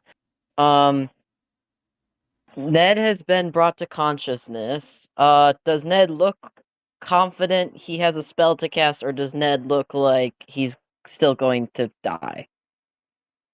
Because Dom does not know how many spell slots he has. I have something I can cast that will hopefully work. Nope. Okay. Well, very confident. So Ned's face looks mixed, but he doesn't look doomed. I assume Eider looks fine. Eider's floating just on his own. lovely. He's got perfect flight. Yeah. He's got perfect flight. So I think, how bad is the falling debris down there where Ned is? If you move, you'll have to make a reflex save. It's thick and there's a lot of rocks dropping. I think Dom will fly to the edge of the cliff to be there, Mm-hmm. and I'll watch Ned because I've got a lot of fly speed if shit goes south. But I think Dom is not wanting to risk because I have only average maneuverability flight. risk getting hit, so I'm Mhm. gonna just keep watch, see if Okay. the spell goes good, and be ready to dive bomb after him. But I'm gonna stay where I'm at. Sorry, So Ice. As much as I also feel for Ice as a player, Dom as a pragmatic realist does not feel bad enough for a companion pet uh-huh. to risk getting hit by a rock and sent downward So to clarify, into the deep dark. you're not moving, or you are moving back up to the cliffside where Kez is, so you can kind of plant your feet. Yeah, I'm going where I can Okay. plant my Give feet me a and keep reflex watch. save. I am moving because my graft requires me to. Yeah, yeah. Yep. Let's see if you go Yeah, craning. This would be the really man. That would really suck if you just got up to Kez and then suddenly a rock fell on you and just shot you back down, you man. said reflex save. Correct. Really traumatized poor Okay. the priest here. Traumatized before Grease. I mean, I do technically have a backup. Like if I get knocked down, but it's not great. So I'm gonna hope this goes well. Oh, it's taking a long time. Oh, 25. Easily managing to dodge out of the way of the rocks as you flutter up towards Kez, who's kind of looking down, his I legs still dangling off the side as he just kind of watches as you kind of take your I footing give next to him. him I give him a thumbs up, and Dom just goes, "You're getting better at falling to your death." Actually, I'm pretty sure I'm getting worse at falling, seeing as I'm living more often and actually making it out. And that's a skill I'm glad to be bad at. Hopefully, Ned is also bad at that. I look over the edge. Yeah. Yeah. So I'll just wait a second, and then if he's fucked, I'll go after him. All right. As you end your turn, we go back up. Ned, you got 9 rounds before you're gonna go splat, and you fall another 30 feet. Or now a little now 30 feet, so a total of 50 feet from where you once were. Or 90 feet from where the nearest cave hole is that you saw, which is where Dom and Kez are currently. So, Ned, consciousness regained, 10 HP. You're glittering with silver flame. Falling to your death, rocks all above you. Ice is doing her best to try and grab hold of anything as she slithers up towards some rock and debris, going kind of floating as best she can. What would you like to do? I am gonna summon Nature's Ally 5 and gonna summon a griffin. Hell yeah! Oh, Okay. badass. As the griffin suddenly appears out as you kind of cast out the, speaking in Druidic, your staff kind of molding the ground or one of the rocks into a griffin that seems to suddenly kind of just appear. The griffin fluttering about. What would you like it to do? To swoop over and catch me. Okay. It will do so as it comes to grab you. It will have to make a reflex save for the movement. +7. Hell yeah, go ahead.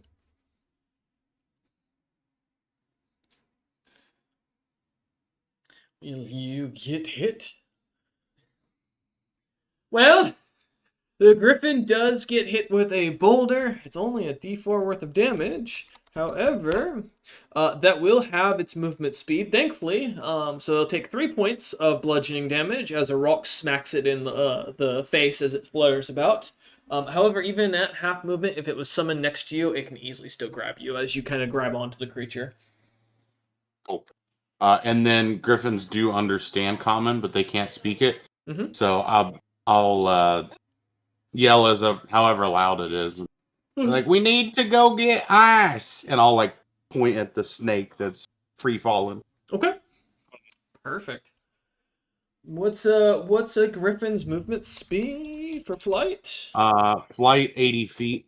Okay, so yeah.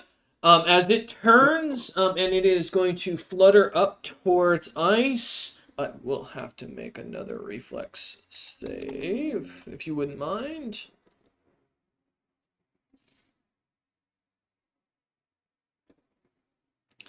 There we Plot go. twist. We are currently back in time. Ice gets lost in this time, becomes The The purple serpent worm. in the water. No, Yeah. the serpent in the water. Oh, Become- That I large was, apex sea creature. yep, I, yep. I was, I was thinking it'd be far funnier if it became the Chonkster Dynasty. We come Generations back in later. like 100 years time, and they're all like ice, but Yes. they've crossbred. As the griffin flutters up, grabbing hold of ice onto its back, basically landing or fluttering underneath it, letting Ned kind of be smacked in the face by the creature as ice wraps quickly around Ned as best as she can. The griffin begins to flutter back up towards the rest of the group. All right. That will take care of Ned / the Griffin, unless Ned, you have a secondary action you want to take for after summoning the creature. Probably just looking out, trying to figure out where everybody else is. Okay. Well, it's not hard to spot them as you look up and as you're kind of glittering as a bright torchlight of silver flame up towards or where you're standing. And it makes the entirety of the cliffside kind of glow slightly as you continue to fly upwards. Perfect. I'll point up towards them to tell it where to go. Okay. Perfect. As it continues on its movement, Ice is now, I assume, just going to hold her action while you fly back. Yeah, just wrap around me and hold. Perfect. All right.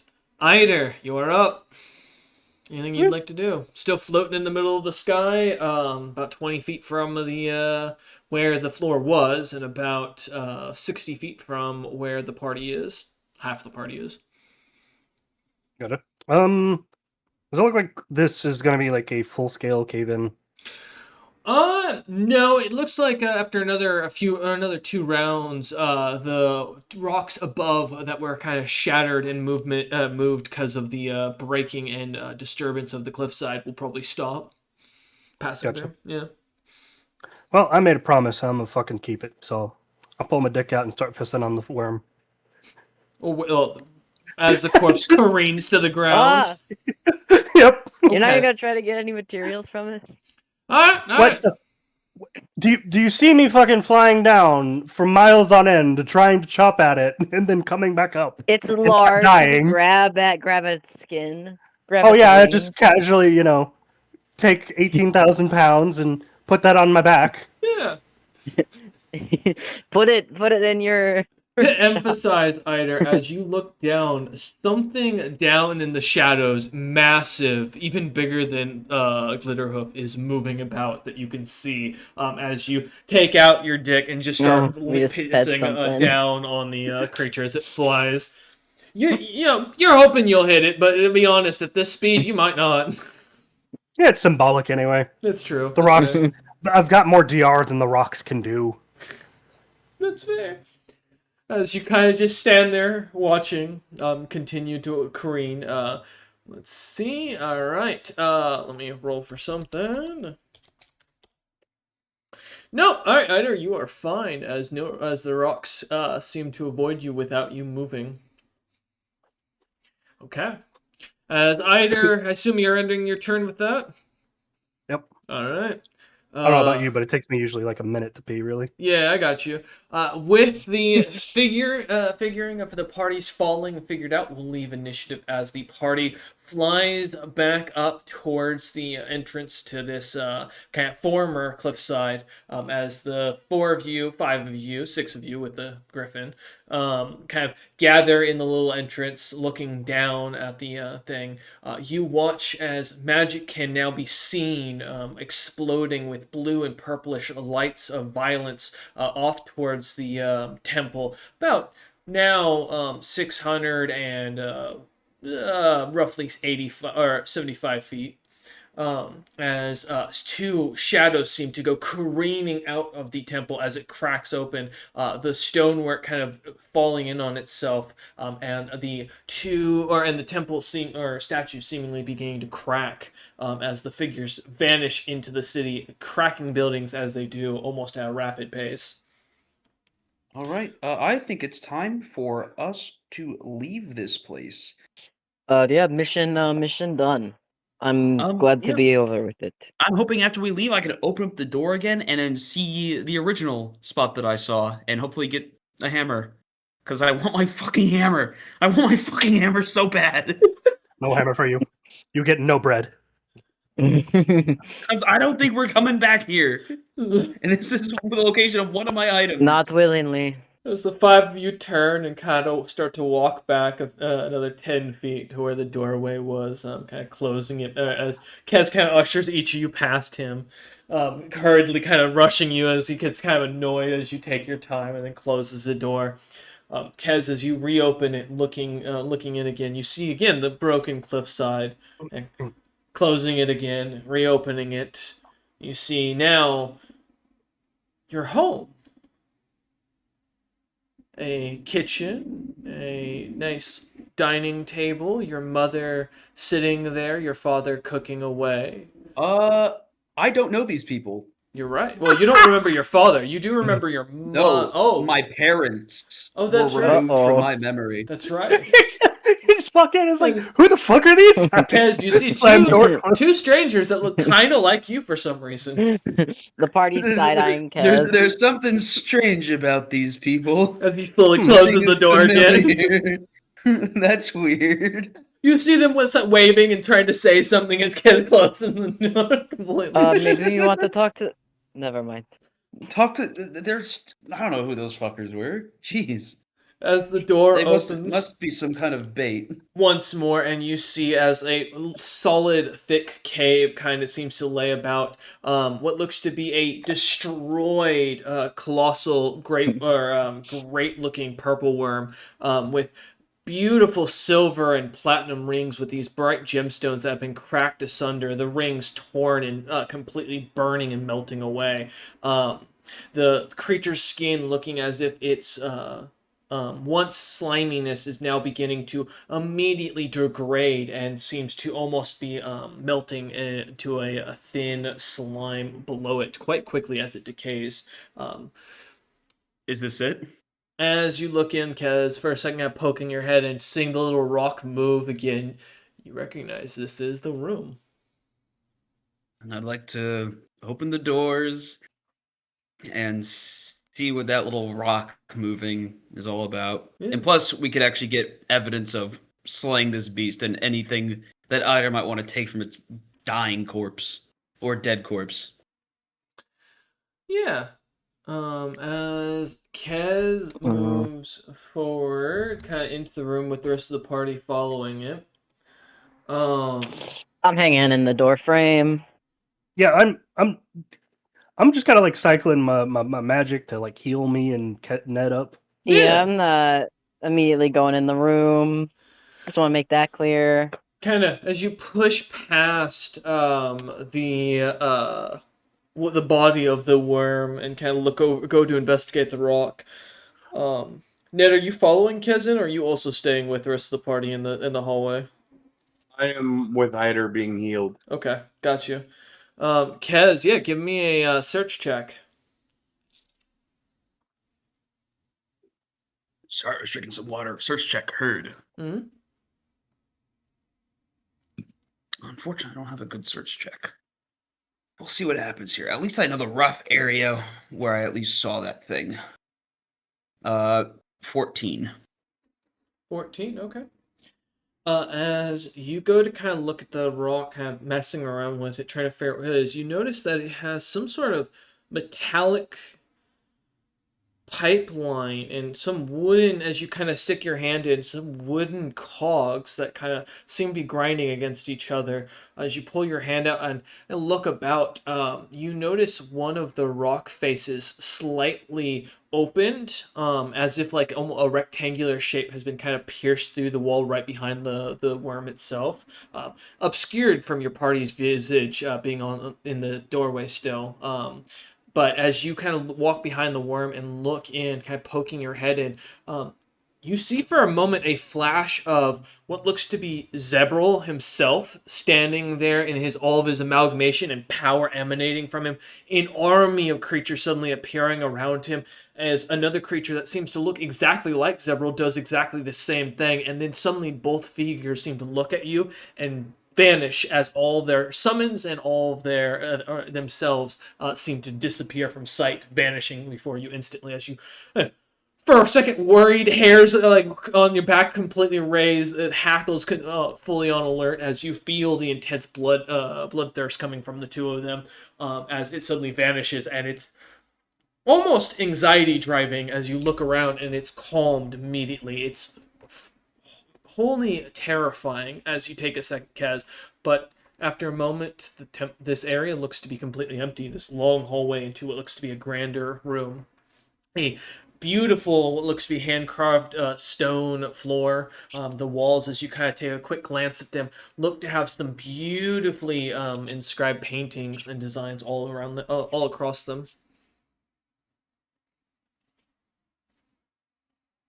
Supposed to fucking be here somewhere. Where is it? Are you I going? can't pray. Yeah, fuck it. Are you gonna tell your party you're going in, or are you just gonna leave them in Yes. the dark? Okay. As Kez kind of comes walking back around the, you gonna say anything to the party, Kez? Yep. Hey guys. There's this is the room that I saw yesterday, before we got into that fight, and I believe the item that I need, one of the items I'm searching for, is deeper in. And before I continue, I'm going to cast some healing spells on myself. I could do that for you if you want to save your magic, but Hey, you know what? That's awesome. and just like having the little powwow. Mm-hmm. As It's you like guys every kind of night. go camp out in front of the doorway to the new room that's been discovered, just kind of looking as you kind of wait. Yeah, and then the people who maybe might want to loot Glitterhoof. I assume this fucker like doesn't have anything because you said it melted down. As you look back at his body, I will say his corpse is deflated, but there is something. It seems to have something kind of keeping it tented up, as if something is in its like internal organs. The creature we saw. The ooze. Got it. Well, I'm a fucking charge up with spellfire before I get near that fucking thing. Yeah, I think Dom will ready his sling and be behind Eider to back him up. Okay, as you back up, Kez, Eider, how much HP are you healing Kez and Ned for? The whole thing. Sick. Well, it's gonna be a round. It's gonna be 2 rounds of actions for you to get over here with the party and everything. So, how much? That's fine. I was intent on like just like staying and healing up if like there's. Okay. Yes, you're gonna continue healing both of them. Yeah. Go ahead and roll for 2 rounds of your spellfire healing or whatever for it. Just flat. Just 2 per like spellfire level. Okay. So, would it get like each like 10? And just put a little cloud on it. Why not? Okay. Just boop, boop, boop. As both of you heal, Ned and Kez, you heal for 10 as you feel the spellfire kind of engulf you. Ned continuing every time spellfire is pumped into him to glimmer with silver flame. Sorry, it's 20 for 10. It's 10 per round. So 20 total. total. Okay, perfect. All right. I'm sure that's normal. As you do so, as you speak, for reference, Kez, you're speaking in common, I assume, to your party, correct? Or giant? Yeah, Eider, do you know Giant? Yes. I'd hope so at this point. Then honestly, to be fair, if we all speak Giant, Okay. I wouldn't see any other reason why I wouldn't speak in my native language. You hear as Eider kind of heals both of you, something from inside the corpse, something muffled, go in perfect Giant, a little bit older sounding in the some of the way he speaks for the language it's using, but it seems to be capable enough to or close enough for you to translate it roughly as the something from inside the corpse of Glitterhoof goes. If you will let me leave in peace, I shan't eat you. Did it get the rings of intelligence, whatever this ooze is? You don't see anything as you kind of look at the body. It does slightly gestate, and something is moving inside of it, but you don't see anything specific. And you did say we saw the rings broken, right? Correct. They're broken, burning, and melting, basically having okay. lost all their magical effect from what you can tell. It's a common, similar to how you saw with when the belt that you guys, or the magical belt of, I think it was giant strength that you guys have used, that burned up after use. Similar idea. It's a temporary item. Or it seemed to be temporary items. Oh, gotcha. But the creature speaks. What do you say?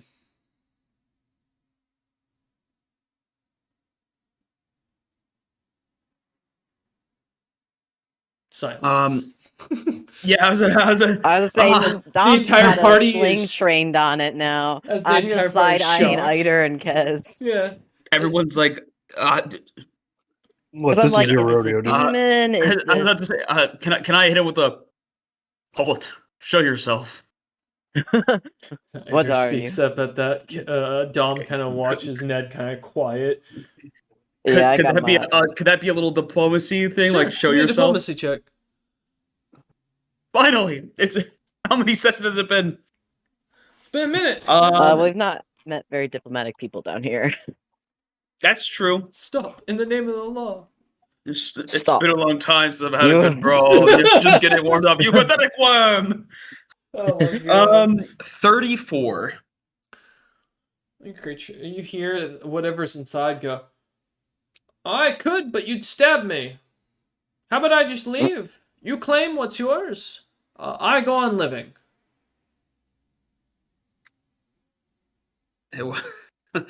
What does Zebral have to think about that? Zebral's not here. What do you mean? He's right there. I see him. So, whatever do you mean? Zebral is currently in the middle of one of the scariest fights in his experience. A creature that can perfectly mimic all of his abilities and spells to his ability, if not better in some cases. So he's kind of busy right now doing something. Zebral can't come to the phone right now. But feel free to leave a message after the tone, as no one will care and it'll probably get deleted. Man, Great that's voicemail. unfortunate. If only Tyler was here to give us some information about what we should do with whatever this thing is. Right? Good though. Looking at like the outline of it and like where it's positioned and everything, could I do like a knowledge engineering because it sounds like it's probably an aberration. Sure. Give me a knowledge Can, dungeoneering. can Dom roll my monster slayer to see if I recognize Yeah. what monster this could be that could Guys, it's a do fucking aboleth. this? Sure. I'll take that, Whoa. Dom. All right. Oh my god, it was almost a 20 and then it rolled to a 2. Ouch. 5. 5. You're not sure, Yeah. Dom, what this could be off the top of your head. There aren't many creatures that Enemy. can mimic speech so well without a high intelligence, though. Dom's eyes are narrowing and the sling is getting pulled further and further Iter. back.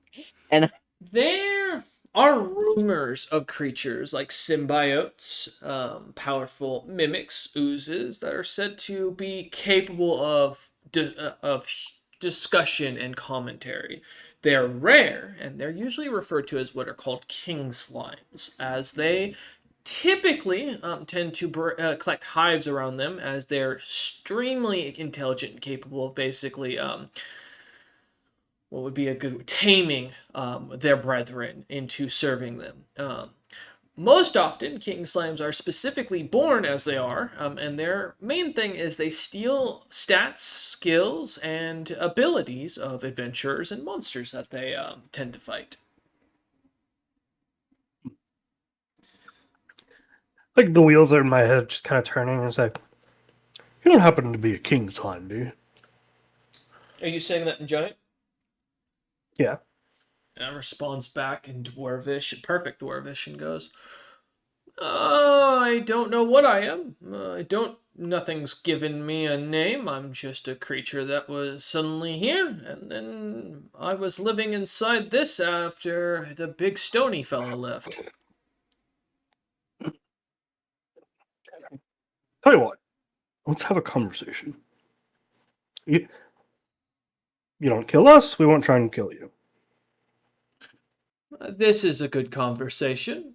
I think it would be better if I continued on my adventure and you continue to collect what's inside that room before the entire area collapses. I like that idea. As it takes a second and goes, see, the tall one with the divine abilities and magics understands. I will go on my way, and may we never meet each other again, and you continue on with your adventure and never have to deal with my kind. Like think for a moment, like kind of like rub my beard, or like pet my beard for a second. It's like, all right. Tell you what, for science, I like snap my fingers. And can friend make me a will save? Ah, well, You put salt on this slug and it dies. you're not gonna like this. I was gonna say this That's a might be 49 bad. will save. Well, he succeeds. I hope so. If I don't, I'm more worried than I you thought are. that laugh he was gonna be like 50. Well, I did pump a lot of DC into it, so like he only beat it by 2.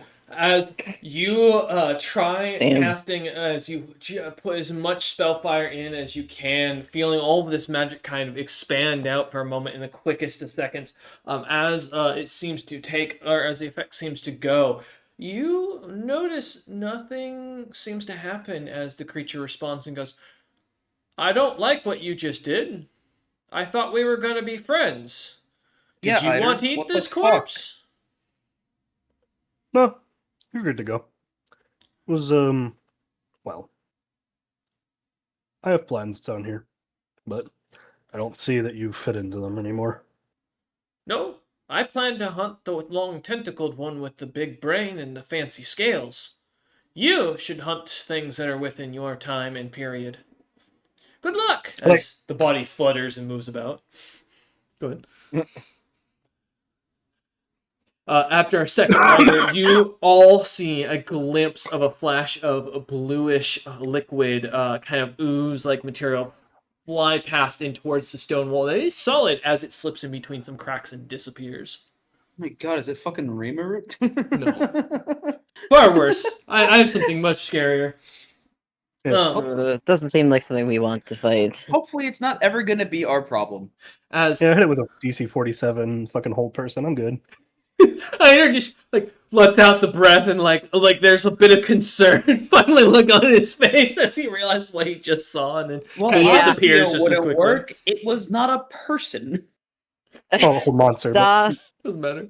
Dom does not speak Dwarvish and therefore didn't catch that later half of the conversation. But I think sees Eider use some his abilities, nothing happens, and then Eider's expression when the thing vanishes and just decides, yeah, he's good. Nope. And Alright, just watch it vanish into the wall. So like I know it said this place is gonna collapse soon. Not sure how much faith we're gonna put into those words. However, I don't want to risk it. I do want to go check out that area where my stuff, well, the item of my deity might be. But I also want us to collect as much stuff from this purple worm as possible. Do we want to split, or should I just go on my own? Is there stuff to collect? I thought Glitterhoof was dissolved into goo. To clarify what Kez is speaking to as he points over towards it is Glitterhoof's body seems to have something inside of it that's kind of pitching a tent in the body, keeping the very deflated corpse. It was not. No, the slime was way too small. I'll look at Ned if we wanna, or whoever wants to carve into the body. I got decent survival. I was gonna say the body's big enough. You're at a size you could climb into its body at this point. Yeah, like I wouldn't be surprised if you could collect some of the skin. Maybe you can find some poison. Who knows? Maybe some teeth. I mean, we're still poison immune for a while, so yeah. Dom will just like roll up his sleeves, and I guess I'll help go inside. Okay. to get whatever's. Aitor, tell me what I should be looking out for. I mean, poison sack's pretty obvious, but I don't think you need me to tell you about that one. Yeah, and whatever is tenting it. clearly. Give me a survival check while you work on that. And then is Kez going alone into Because this? I'm gonna have to go no matter what. If anyone wants to join me, I wouldn't mind. But I do have to go Okay. to Damn. see what's in there. I'm not rolling good this session. You know what? Ned, stay with Dom. I figure you've got the best chance of helping if anything goes awry. Yeah. I'll hopefully keep Kez from dying. Here's hoping. As you both kind of walk in, Dom, hey Ned, give me also a survival check as you help Dom kind of cut into the worm and drag out any body part or any parts that you can Ned, find of value. let's get at it. Oh, it smells so awful in here. It's like escargot from your childhood, Ned. Sad childhood.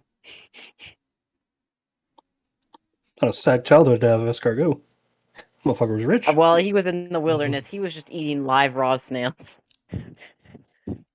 Okay, there's a non-zero chance that most like young men have done that. Just I feel like with I did ants that and too. worms, I don't know about snails. You gotta have I've a lot of done- force to no. suck them out of the shells. 19. 19. Okay. Yeah, as you help out, thankfully between the two of you, you do manage to cut into the creature and make the DC for getting all of the parts without damaging anything. Just barely.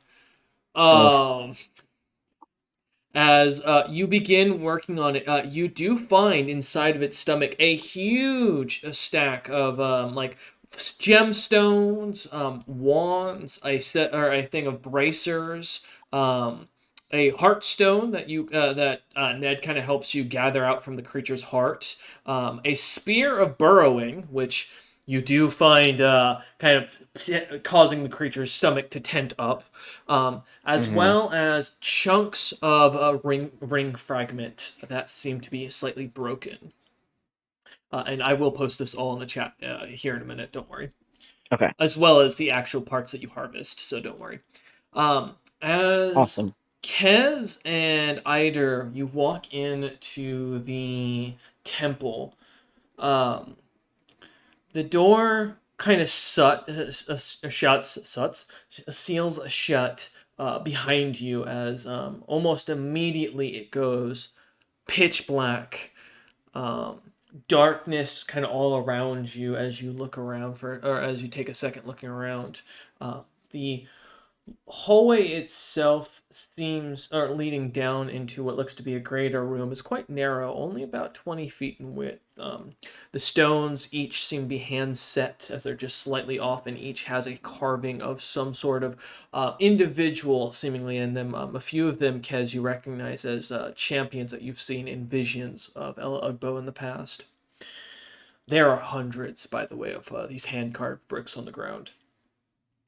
Each with Not it. surprising. Yeah. It's been, El Ugbo's been around for Long hundreds of years. Yes. Not As thousands. you look on the wall, you see a depiction that would make a little more sense if you had certain individuals here, but unfortunately you do not. As you see the depiction of a black giant figure kind of towering over these multiple smaller figures that all look slightly different and changed and altered, but all are giants in their own right. You recognize the fire giants, the sun giants, and a few others. All seemingly praying up to this individual as you continue walking down. More depictions of this individual and the air group fighting sloths, demons, and other things, but nothing really about Ella Ugbo that you're recognizing as you're kind of looking through this quickly, Kez and Eider. Honestly, Kez is kind of looking at all this. Like at that scene in The Incredibles when Bob, Mr. Incredible, is looking at all of all of his stuff in the old school. He's kind of looking at the glory days. Look at all of Ella Ugbo's former followers and champions. Yeah. Dun, dun, dun, dun. Looking down at the stonework on the ground as you continue walking through, kind of with a smile, you come into this massively open area where you see huge braziers kind of dominating the center room. the four of them to be exact, each currently unlit. To either side, you see what look to be large openings into small narrow hall or shallow hallways that seem to have what you recognize as glimmering crypts at the end of each of them. Currently sealed, as you can tell, with some sort of strange wording on them. Straight ahead, you see another crypt kind of sitting up slightly on a few stairs, just laying there unbothered as you look about.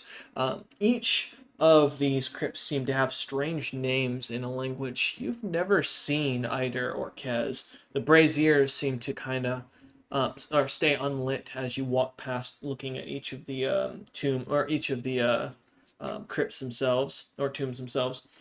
Um, as Go ahead. Oh, okay. As you kind of come to the center, really kind of figuring out when as the two of you are still thinking and looking around, you notice that the four braziers start to glimmer slightly to light as one begins to glow with a faint greenish light in the shape of Kez's candle, his candle of Ella Ugbo.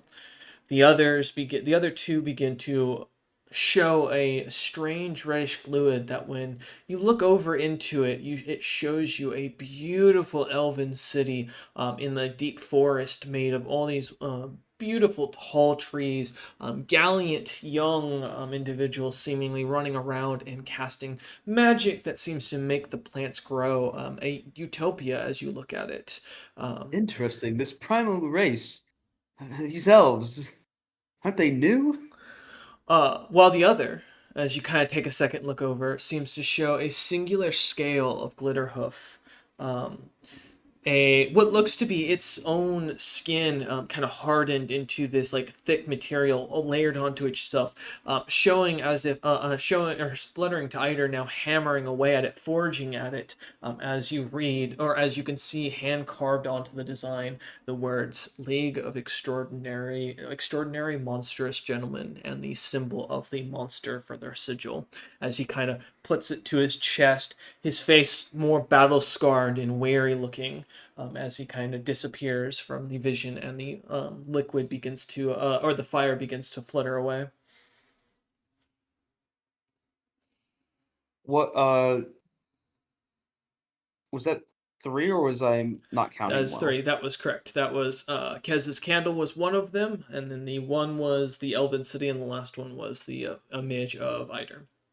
I thought you said there was 4. That's There my is bad. 4, but the fourth one is not glimmering or coming to light, as you notice as you get close to it.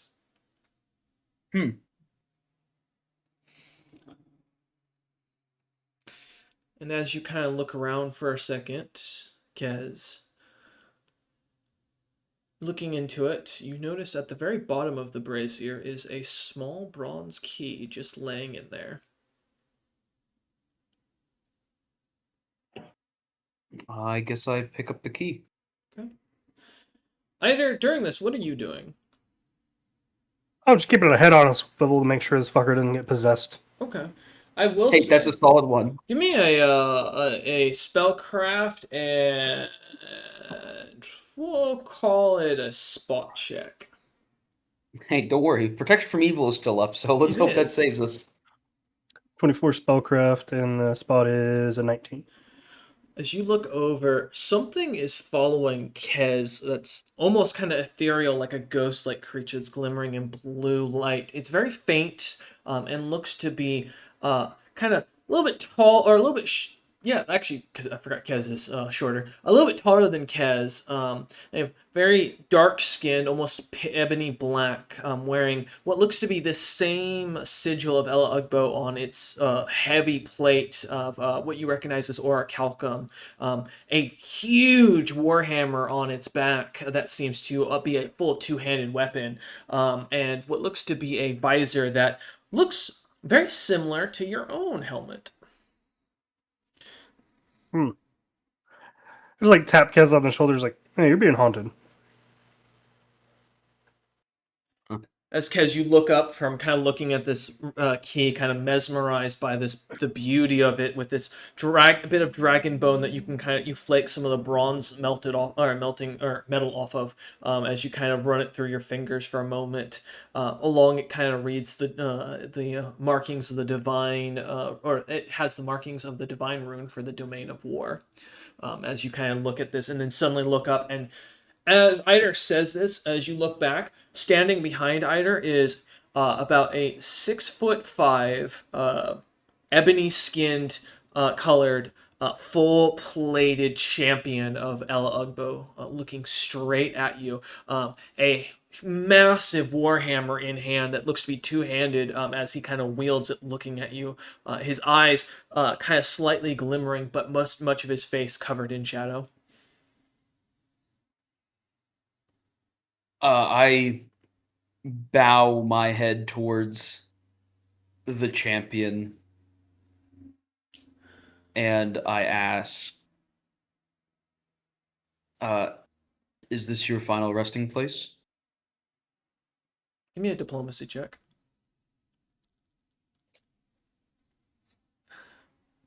As Eider holds his breath and his spellfire. 27. 27. How'd you know? You hear the ghost go, and you don't speak Abyssal. I realize this. It takes a second as it speaks, and then kind of stops, and then goes in Old Jotun, which give me an intelligence check to see if you can translate what this what he's saying as he begins to speak. Oh boy. That is a 4. Hey, Eider, give me an intelligence check to see if you can tell what this guy says. Yeah, remember, your boy here has a 10 it's in wise. intelligence. Mm-hmm. All right. Yeah. Not one incoming. Let's go. We'll watch. Fucking god damn it. Did you actually? No, I got the opposite. You should get a Nat 20. I got a nat 20 for 23. Alright, as you see Kaz kind of lost as he speaks, as you start kind of translating as he goes, "Young one, your people I saved a while ago. Why are you here still? These lands are filled with creatures of danger."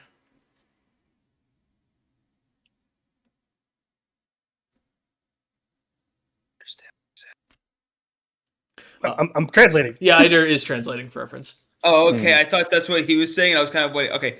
All right. Sick.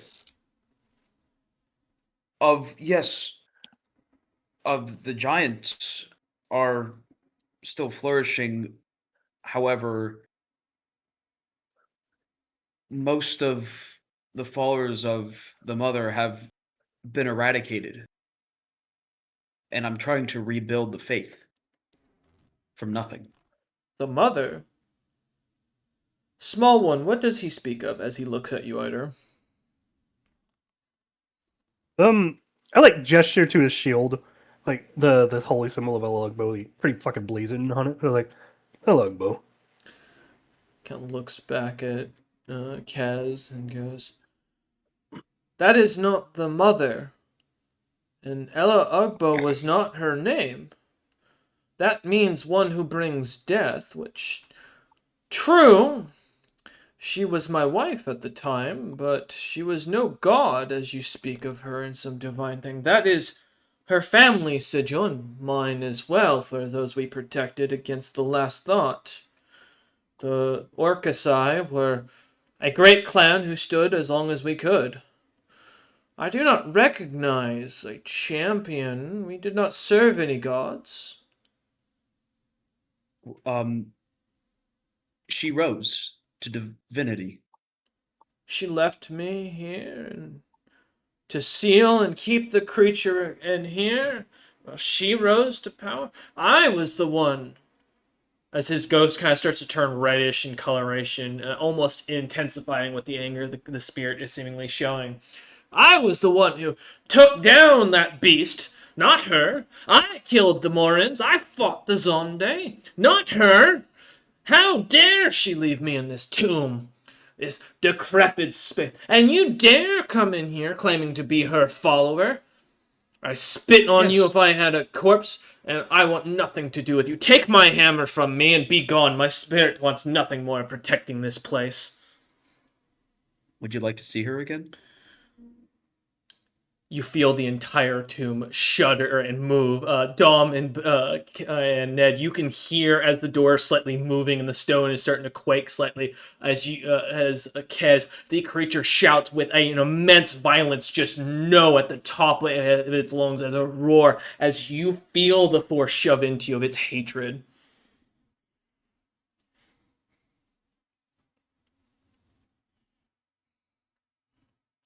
And then the creature calms and disappears as the braziers begin to slightly ignite.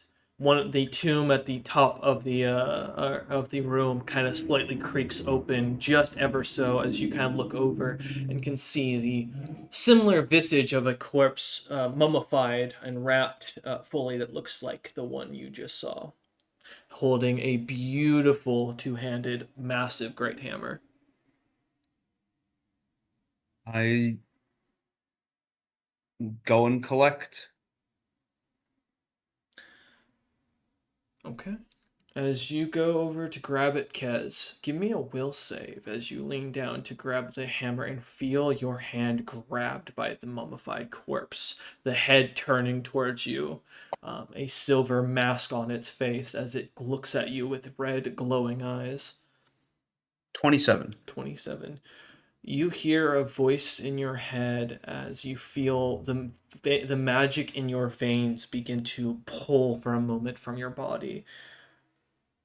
And the voice goes, "You'll be cursed by her, just like I was, doomed to bring back the god who wishes to see our end. Remember this, my wife was not fighting for the defense." As the body goes limp and the mummy begins to deteriorate at immense speed before turning to ash, leaving nothing but the hammer behind. Rest now and find peace. As you pick up the hammer, it is 2,000 pounds, guess, as it is a heavy fucking warhammer.